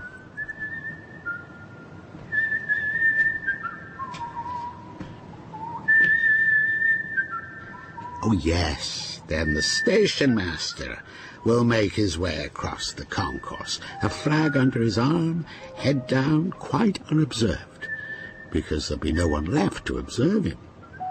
And he'll slip into his small office. It smells of soot and oil lamps. And the station will be, what would it be? Changed, I suppose. It's a different place with no one on it. Of course, the last train hasn't yet left, because there it stands. Coaches half cream, half maroon. All the windows closed, you see. Oh no, one window half open. Nothing else is moving on the station, just a breath of steam now and again. So let me tell you while we're waiting. Yes, let me tell you. There was once a girl with long black hair, who came through this station. She had dark eyes, and they seemed to shine even when she looked thoughtful or serious, which she did most of the time. Nice girl, nice family, you could tell. She came through the station in the morning with hordes of others at the busiest time of day, and through again at night with not quite so many. She was new to her job, you see, so she often stayed late trying to get the hang of things, poor girl. Perhaps this is what gave her such a serious look. Anyway, one particular evening, the caretaker was hovering to let her out onto the street. Good night, Mr. Gripper. It was dusk. A lamp had come on just outside the office door. The pool of light it shed changed the colour and the shape of things in the street. So she wasn't sure, not absolutely sure, which way to take for the station. Which was silly, really, because she knew the direction well enough. She passed a shop she thought she knew. At this hour of the day, of course, it was shuttered. It didn't look quite the same. But shortly after the shop, there should be a turning into a narrow alley. And yes, there is a turning. There are no lamps in the alley, so she can't tell whether doorways are side turnings or side turnings doorways. She thinks she might have missed a turning. Yes, she must have done, because when she does turn, the alley is even narrower, and it arcs back on itself somehow, and after several minutes she finds herself back on the street outside the office, or a building very like the office. So she sets off again, walking a little quicker this time. But the funny thing is... No, it can't be.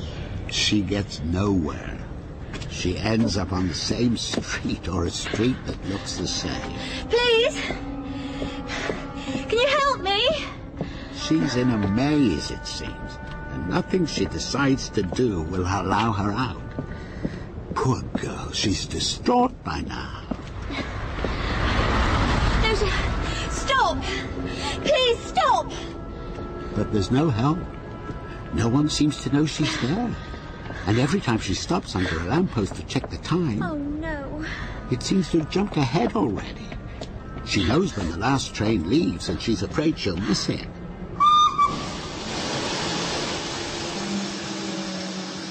Station! There it was, quite suddenly and unexpectedly. It's too late now. The last train's gone. Or so she thought. She walked onto the empty platform, because although it was pointless, there was nowhere else for her to go. And there was a train, still waiting. It stood there steaming, ready to leave. And it began to leave. Please wait! Wait for me! Please!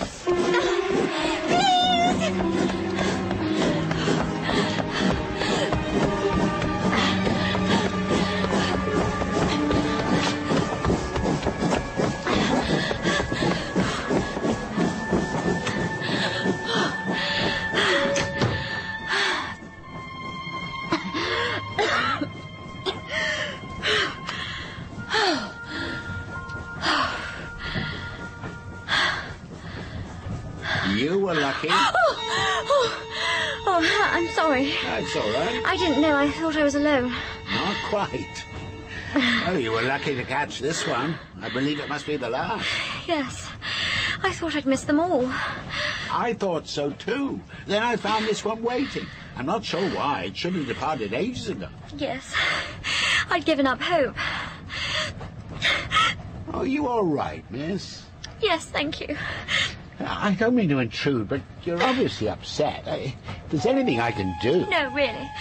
Some tea, perhaps. I don't know if that's possible, but I can try. No, it's just running for the train. Thank you. I'll be all right. Well, if you're sure. I expect the anxiety didn't help. Anxiety? If you'd missed this one, I mean. Well, yes. You'd have been stranded. The strange thing is... Well, it's probably not at all strange, really. I probably just panicked, but I left work in plenty of time and then I got lost. Lost from work? Yes.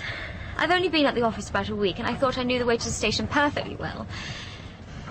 It's not that far, but tonight, well, I couldn't find it at all. I kept going round in circles. Where was this? Lavender Street. Oh, well. Do you know it? A little, yes. All those streets beginning with L. Lavender, leather. That's right, Lorimer. Yeah, and they're all quite twisted. I never noticed that before, the beginning with L. Damn right, though. And all sort of running into each other. I'm not surprised you got lost. I couldn't work it out. Wherever I turned, I shouldn't let it worry you. It happened to me once. Did it really? When I first went to work round there, yeah. You know what I think it is? I think when you first start out at a place, you pay particular attention to the route because you know it's important. I did, So yes. you say to yourself, that's the tobacconist, I always turn there. Yes. And you don't take note of anything else, it's all you need. And then, when you come across another little street that has a tobacconist in it, you think, this must be it, but it isn't. And then you don't know where you are. Do you think that's what I did? Probably, as I say, it happened to me. I got lost, and that's what I put it down to. I thought it was me. I thought I was being so silly. No. And then I got a bit frightened. Well, of course you did. My nerves were in a rare old state when I got lost. It's nice to know I'm not the only one. Getting lost, I mean. Oh, no. People are always doing it. Especially if they work round Lavender Street. I'm sorry, I'm talking away here. You probably just want to sit in peace. No, really. Collect your thoughts, and anyway, talking to strangers, well, it's not wise, not really. No. You're quite safe with me. No, I didn't mean you. I meant... Yes, no, it was a joke. Oh, I see. All the same, you do have to be careful. I know. And I am. I'm a very good judge of character. Who to avoid and what have you. Really? Well, you have to be these days, as you say. And I can tell you're all right. Can you? How? It's hard to say. You dress very carefully, for one thing. Do I? Yes. You can tell a lot from that. Oh, well. Anyway, I probably should keep quiet to get back to my newspaper. No, talking's helpful, really. If you're a bit upset, it takes your mind off things. Oh, well then. Really, I'm grateful. Talk as much as you like. Thank you. I will.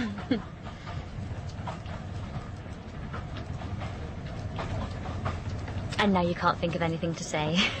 No, I'm afraid I can't. Although, Yes. no, perhaps not. What? What is it? Well, I was thinking of a story they tell sometimes. A story? Yes, one I first heard told on this train, or at any rate a train very like this. What's it about? Well, as a matter of fact, it's about a train journey. You know, a journey on this particular line. Which is why I was told it in the first place, I suppose. Who did tell you? Or a stranger. A man who happened to be in the same carriage as me. Quite respectable looking. His coat was very nicely cut, I remember. There you are, you see. So you absolutely must tell me. It might not be the kind of thing you want to hear. Why not? In the light of your experience, I mean, getting lost.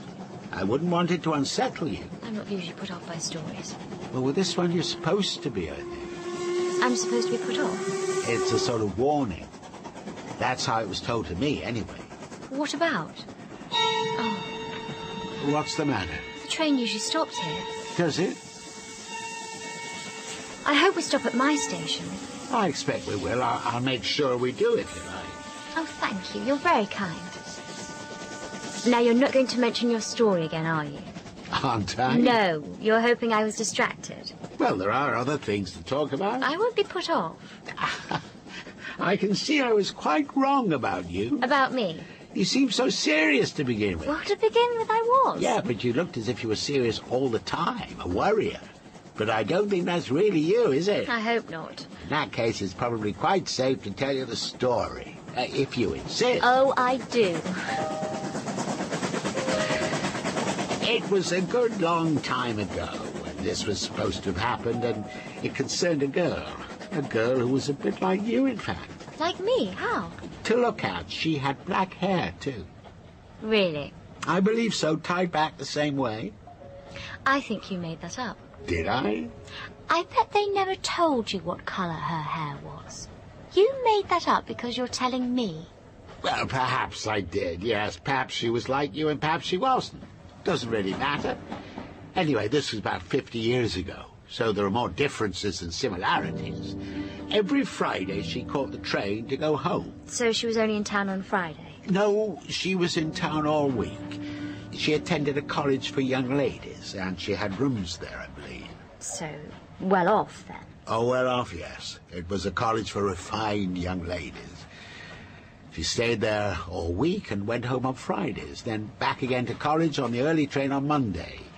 Sometimes she was the only passenger on that platform of a Monday morning, and almost always the only one of a Friday night, because, you see, it was only a small station on a branch line.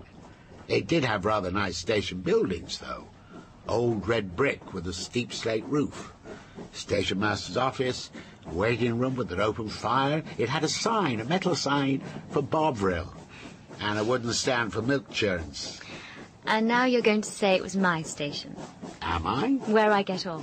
Why should I do that? Like you did with the girl's hair. Oh, I see. No, I'm not. We'll see. No, we won't. It was not your station. But you don't know what my station is. Do I not? I never said.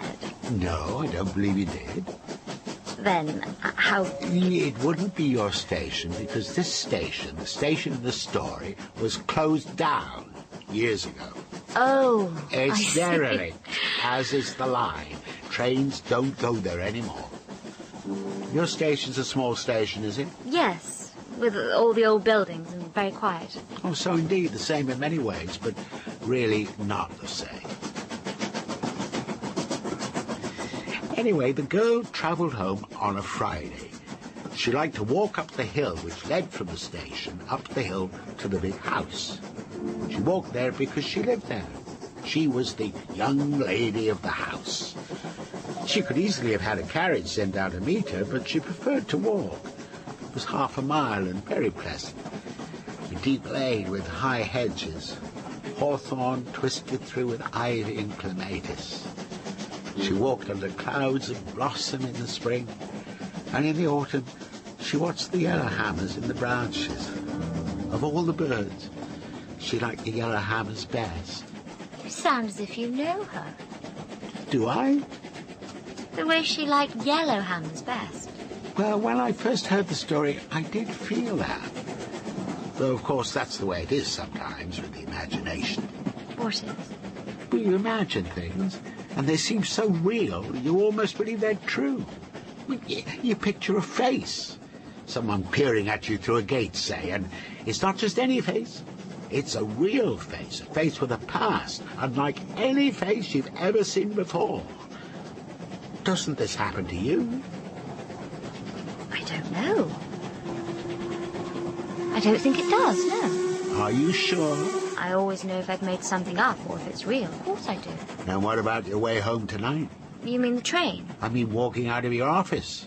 You imagine you were going somewhere you were convinced of it. Well, yes. And you weren't.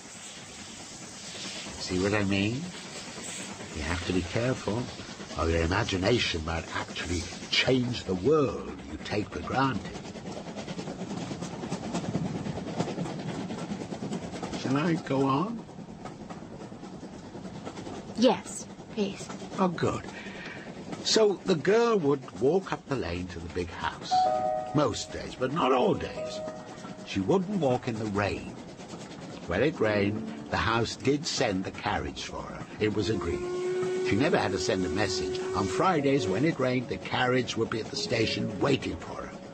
A black carriage with wheels trimmed in red and a folding hood.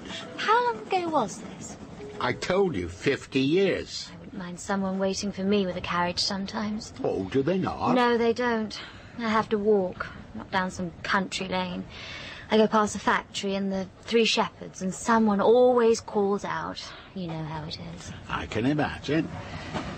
Mind you, there were times the carriage wasn't there because the weather was uncertain or there'd be something going on at the house, and the girl had to wait at the station for about a quarter of an hour.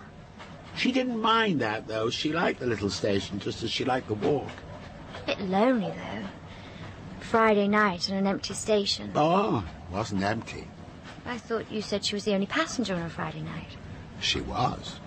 Then who else? There was a station master. Oh, yes. See, people do tend to forget the station master. They take him for granted. But the place has to be run, doesn't it? Yes. He was a young man, 19. And even though it was a tiny station, he did very well to be entrusted with the running of it at such a tender age. So she had someone to keep her company. You might think so, but it wasn't really like that, and this is the point. They never spoke. Why not? Why do you think? I don't know. Perhaps he was shy. Nothing to do with shyness, no. We're slowing down. Oh, yeah. I can't see why. It's too dark. We're approaching a crossing or another station. Yes. It's a station. We're stopping. Well, where are we? I'm not sure. I usually recognize all the stations. Not the last one. Nor this, probably. Well, there's nobody getting off. Nobody waiting either. What's the name of the station? I can't see. Oh, yes, it's something Thorpe. I can only see half the sign. Did you see anyone else get on the train? No, I don't think I did. Mind you, I was late arriving myself. I assumed there were others. Unless we're the only ones. I don't think that's likely. No. You were on this train before. Oh, was I? Yes, when you were told the story about the girl, so there were other people there. Oh, yes, there were. And we did stop at all manner of stations, I remember we did. And there must have been people getting off, because he was telling the story to 3 or 4 of us to begin with, but I was the only one left to hear the end. So the others never heard what happened to the girl? No, unless they heard on another occasion. I suppose that's possible. You'd better carry on. We might reach my station before we get to the end. Oh, my station? What happened to this girl? I have a feeling about it. Oh, yeah? I think she's in for a shock. Do you? That's what it feels like to me. Uh-huh. Go on, then. Am I right? Well, we'll see, won't we? You remember where she was? On the station, about to get into the carriage. So you assume. Well, you told me. That's what you said. On Friday, when it rains... The carriage comes, yes, almost always. But on one particular Friday, it didn't come. And the quarter of an hour passed, and it still didn't come. I knew it. So she had to keep on waiting. Yes? And that's where we'll leave her. Waiting. What? The one Friday in all the years she had to wait. But that's not an ending. You can't stop there.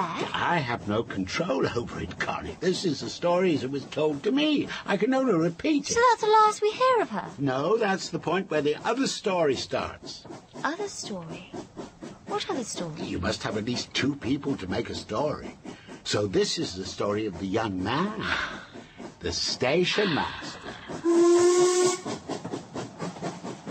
Now think of him. The son of a farm worker who's made his way up to station master, who makes a good job of it, who paints the neat little fence and sees that the troublesome catch on the waiting room door is oiled. He wears a fine suit, which he prides himself on keeping smart, and he has a gold watch chain across the front of his waistcoat. And he never spoke to the girl? He might have thanked him for showing him a ticket, but no more than that. But he wanted to, didn't he? You think so? I'm sure he did. You're right. But how could he? Here he was, the son of a farm worker, and there she was, the beautiful daughter of the big house. It's not shyness that opens up the gulf between them. It's class, the great gulf of class. They could still talk. It's not that much of a barrier. Oh, yes, if he'd been the son of the big house and she'd been the daughter of a farm worker, that way round, there might have been some sort of conversation. But it wasn't that way round, Connie. It simply wasn't. Connie. You know my name? Yeah? I thought so. I thought you said it before. Well, you told me. Did I? Indirectly, you used it of yourself. Somebody I said can't to you remember something or other, Connie, or something like that. I'm sorry. Do you feel your name has been appropriated?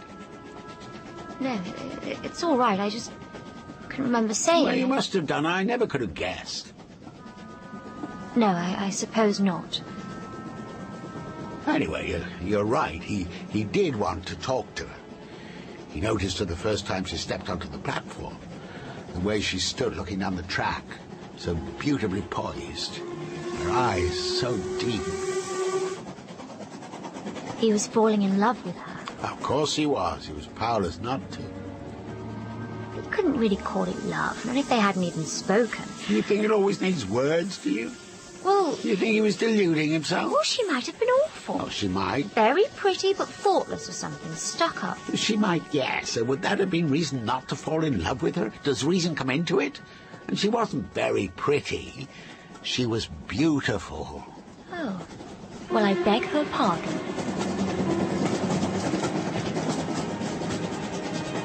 So he watched her over the months.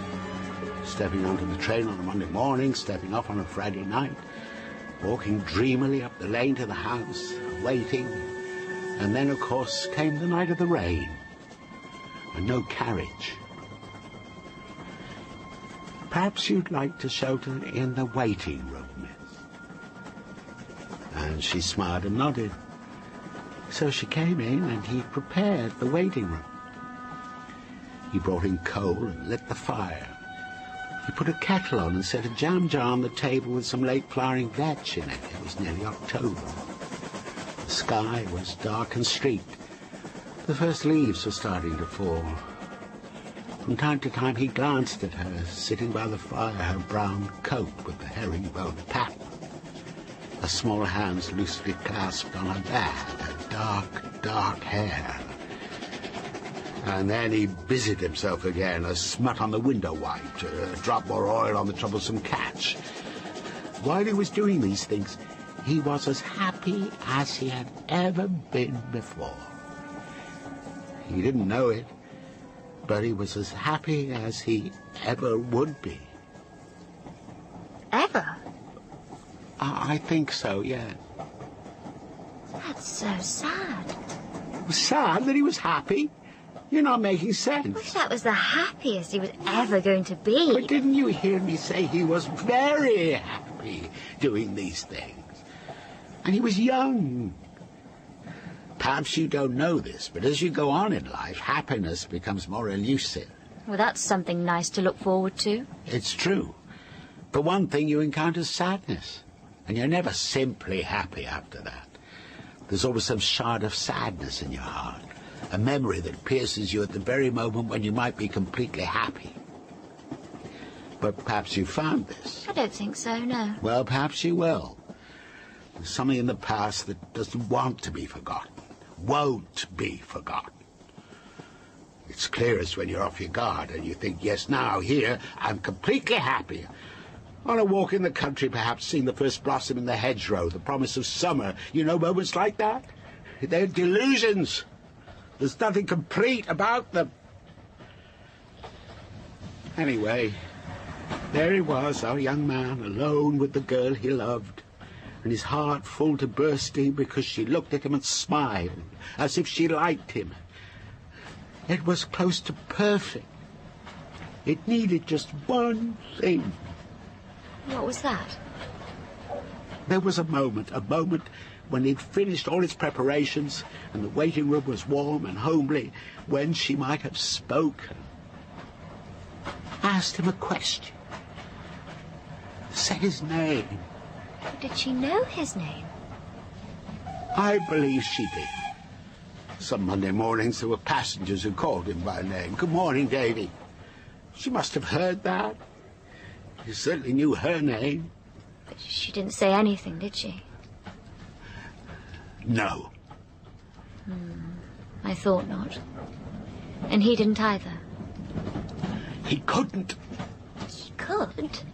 You said it wasn't shyness, but I think it was. He was tiny. Look, you don't understand what it was like. How difficult it was to break with convention. This was 50 years ago, and those sort of people set the rules.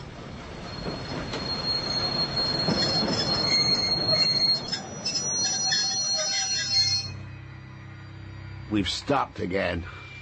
Yes. I don't think it's a station, though. There's nothing to stop for. It's in the middle of nowhere. I'll take a look.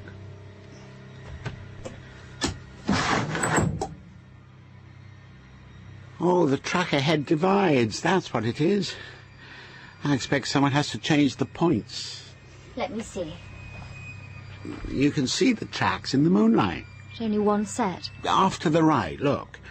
The rails are old, so they don't show up. Oh, yes. And partly overgrown. I can see. But look at it. Nothing's been down there for years. I don't believe the points will have been changed in years either. I don't like this. I'm sure it's all right. Well, I'm not. And there's no one about, and no one else is looking out of the window, and I don't like it. What's happening? I really can't say. I'm not sure I believe that either. No? You know an awful lot, I think. Do I? Like where we are, and where we're going, and who I am, and... Oh, your name, you mean? My name. I can't remember telling you. Well, no, you didn't. What? I did know your name. Well, how? Who are you? I think we're moving again. So we are. And which track will we take, Connie? Where do you think we're going? I don't know. The old track, of course. What I think is that I'd like to go and sit somewhere else now. Well, you can't do that. Well, we'll see, shall we? You can't get into the corridor, I'm afraid. Let me out. You can get out on the other side, but of course the train's moving now. You'd be unwise to try that door. Unwise in any case. There's no one else on the train. What? We're quite alone, Connie. You fixed all this? Why? I don't know you. Why me? Because you caught my eye. Nice girl from a nice family. Because your hair is dark. Because it's Friday and it's about to rain. Because... What do you want? I wanted to tell you a story. Well, you've done that. Not quite. I haven't told you the end, have I? I don't want to hear it. Don't look at me like that. Like what? I don't know what... Oh, I know that look, Connie. There's no point pretending. Don't worry. It's only a tunnel.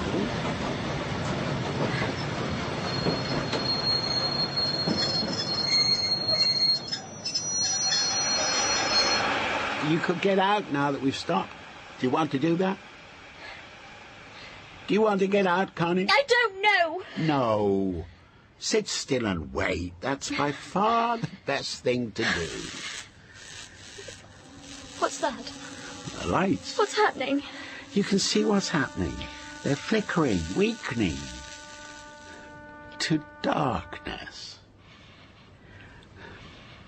Please. Stop this. Shh, it's only darkness. You don't like it because it's so close. You really can't see a thing, can you? But you know where you are, and you know I'm here because you can hear my voice. And if I stop speaking, you can still smell the soot from the tunnel walls. Otherwise, you might be anywhere, I suppose, at any time. I'm not afraid of the dark. If you're doing this to frighten me... Oh, you are afraid, yes, but you're also being brave. You have spirit. That's very good. What do you mean? I don't know what you mean. There. Light again. And all is as it was.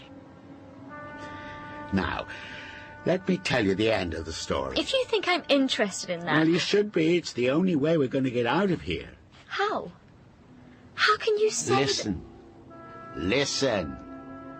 And you needn't be afraid. No harm will come to you. You'll see. Anyway, the young man did all he could to make the room pleasant for the girl. And there they were alone and aware of each other. She had never looked so beautiful. All it needed was a word from her. That was the moment when everything might have been different. She only had to say his name. Davy. Thank you, Davy. Tell me, Davy, what's in your heart? But she said nothing. The next thing he heard was the crunch of the carriage wheels on the wet stones outside. She heard it too. She picked up her bag, gave him a smile, a little meaningless smile, as if he was no one in particular, and she moved to the door. So did he, to open it, to see her out. She took the handle and the catch stuck. His hand then touched hers. It wasn't meant, not at all. And she recoiled from him, snatched it away. They were close just then, closer than I am to you now. She looked away from him. No, he said, it's not locked. He still felt the touch of her hand. The catch sticks, he said, it's all right. He pulled the door open. And she pushed him hard in the chest and hurried out. He fell against the wall, completely shocked. He closed his eyes, but all he saw was her face, her beautiful face. Repulsed. Repulsed by him. When he opened his eyes, he found himself staring at the stove, and he wanted to smite it with his heel, to topple it and send hot coals rattling over the floor. That would have suited what he felt in his heart. He wanted her to be there, to notice, to jump with the fright at the sound of it, to flinch from the scattered coal. He wanted the fire to consume the place and the time, the girl, and everything. But he did nothing. He held himself quite still. And now do you see the point? Where all this is leading? No, I don't. She might have saved him. Saved him? Saved him from what? A number of things. A week later he lost his job as station master. They never told him why, but he was sure that someone at the big house had said something. Why should they? Well, for that misunderstanding at the door, for daring to fall in love with their precious daughter. Of course, he couldn't stay in the village, not after that, so he left and joined the army. And this was 50 years ago, remember? You can guess where that took him. 50 years? 1914. It took him to Ypres with the British Expeditionary Forces, and Ypres is where he ended his days. Oh. Well, I'm sorry. Yes. Poor boy. If you were frightened, Connie, I apologize. I had to see if you had the nerve to hear everything. About him dying? Well, not just that, no. Because it didn't really end there. You see, on certain Friday nights, when the last train is due and there's rain in the air, the young station master resumes his duties at the village station. You mean He has been seen. People have seen him. He waits for the last train from town for a girl to arrive and step down. Even when the line was closed, he could be seen on certain Fridays, no more than a dark shape against the dark of the trees, his face in shadow, the gold chain at his waistcoat, quite still, standing on the platform, waiting. And he's waiting to hear her speak? Waiting to hear her speak, yes. To say something friendly. I tested your nerve, Connie. I'm sorry for that. I didn't want to do it, but you can see now why I did. You knew the boy? He was my brother. I believe he waits in torment, Connie, unloved and unrecognized. And a single word from the right person, sound of his name, will bring that torment to an end, will mend his broken heart. Then he'll be able to rest. And that's why I'm here. We're clear of the tunnel now, and it's raining. There's moonlight when the cloud breaks. What can you see? We're coming into a station. A living station? No. The platform's cracked and grown through with grass. Would have understood, you know, if you told me all this from the start. Would you? I would have tried. You know what I'm going to ask you to do. I think so. If you do it, it must be because you want to do it. No other reason. If you'd rather stay on the train... I only have to say his name. Yeah. Davy. Yeah.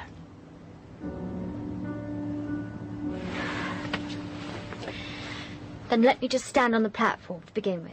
Of course. Oh.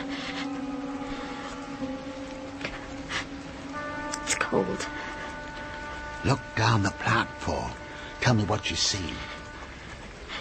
I can't see much at all. Station buildings. A dark hill behind. Oh, that must be the way to the big house. No light? No. Oh, yes. There's a glow. A little yellow light at one of the windows. The waiting room. Do you see anyone there? I don't think so. There are branches overhanging the platform, and they're moving as if... And something round and pale in the moonlight. Is it? What? What is it? It turned towards me. It's his face. You sure? Yes, I can see him now. He's standing quite still with one arm raised, just pointing. Pointing? To the waiting room, the glow. What would you do? Go towards him. Connie, are you sure? Yes. Oh, poor boy. I will. I'll go towards him. So the girl walks slowly down the platform. What courage she has.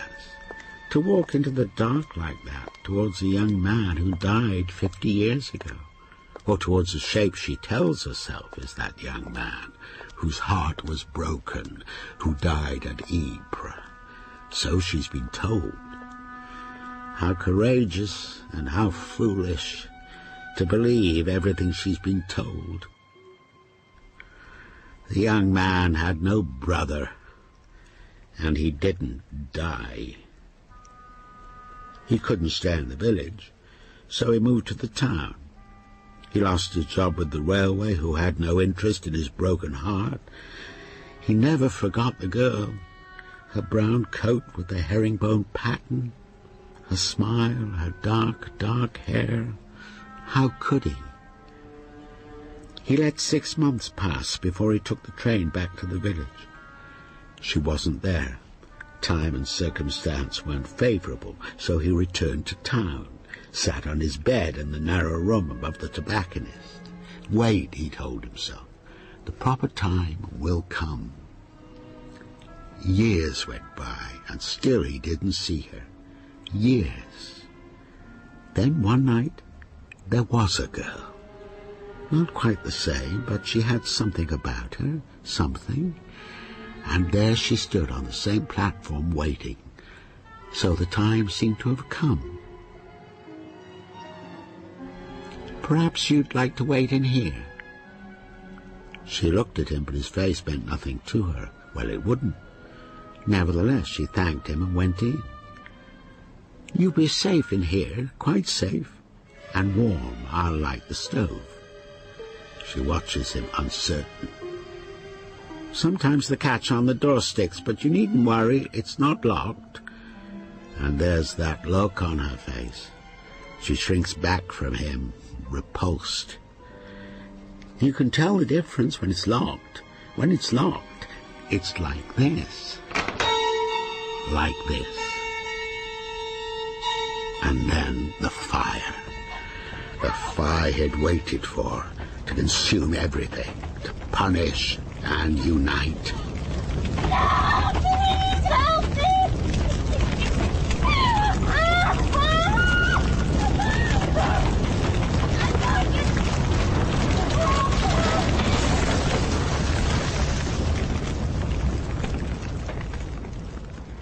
Except that after the consummation, the man sometimes returns.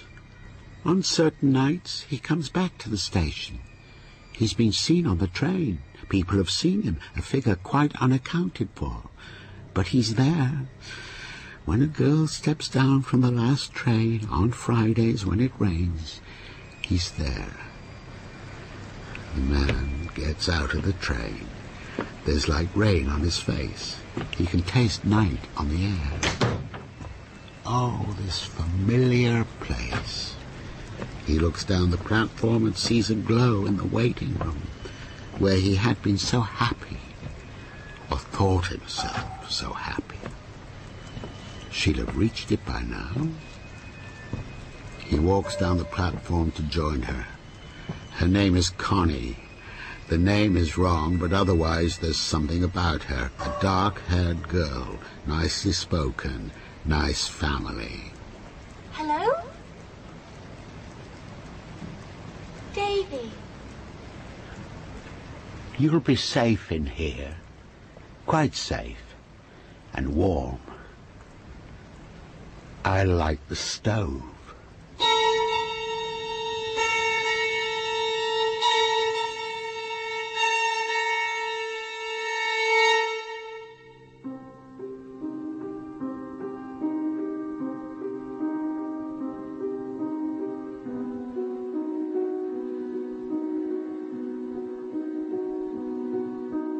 In Fridays When It Rains by Nick Warburton, Dove was played by Clive Swift and Connie by Lindsay Marshall. The director was Claire Grove.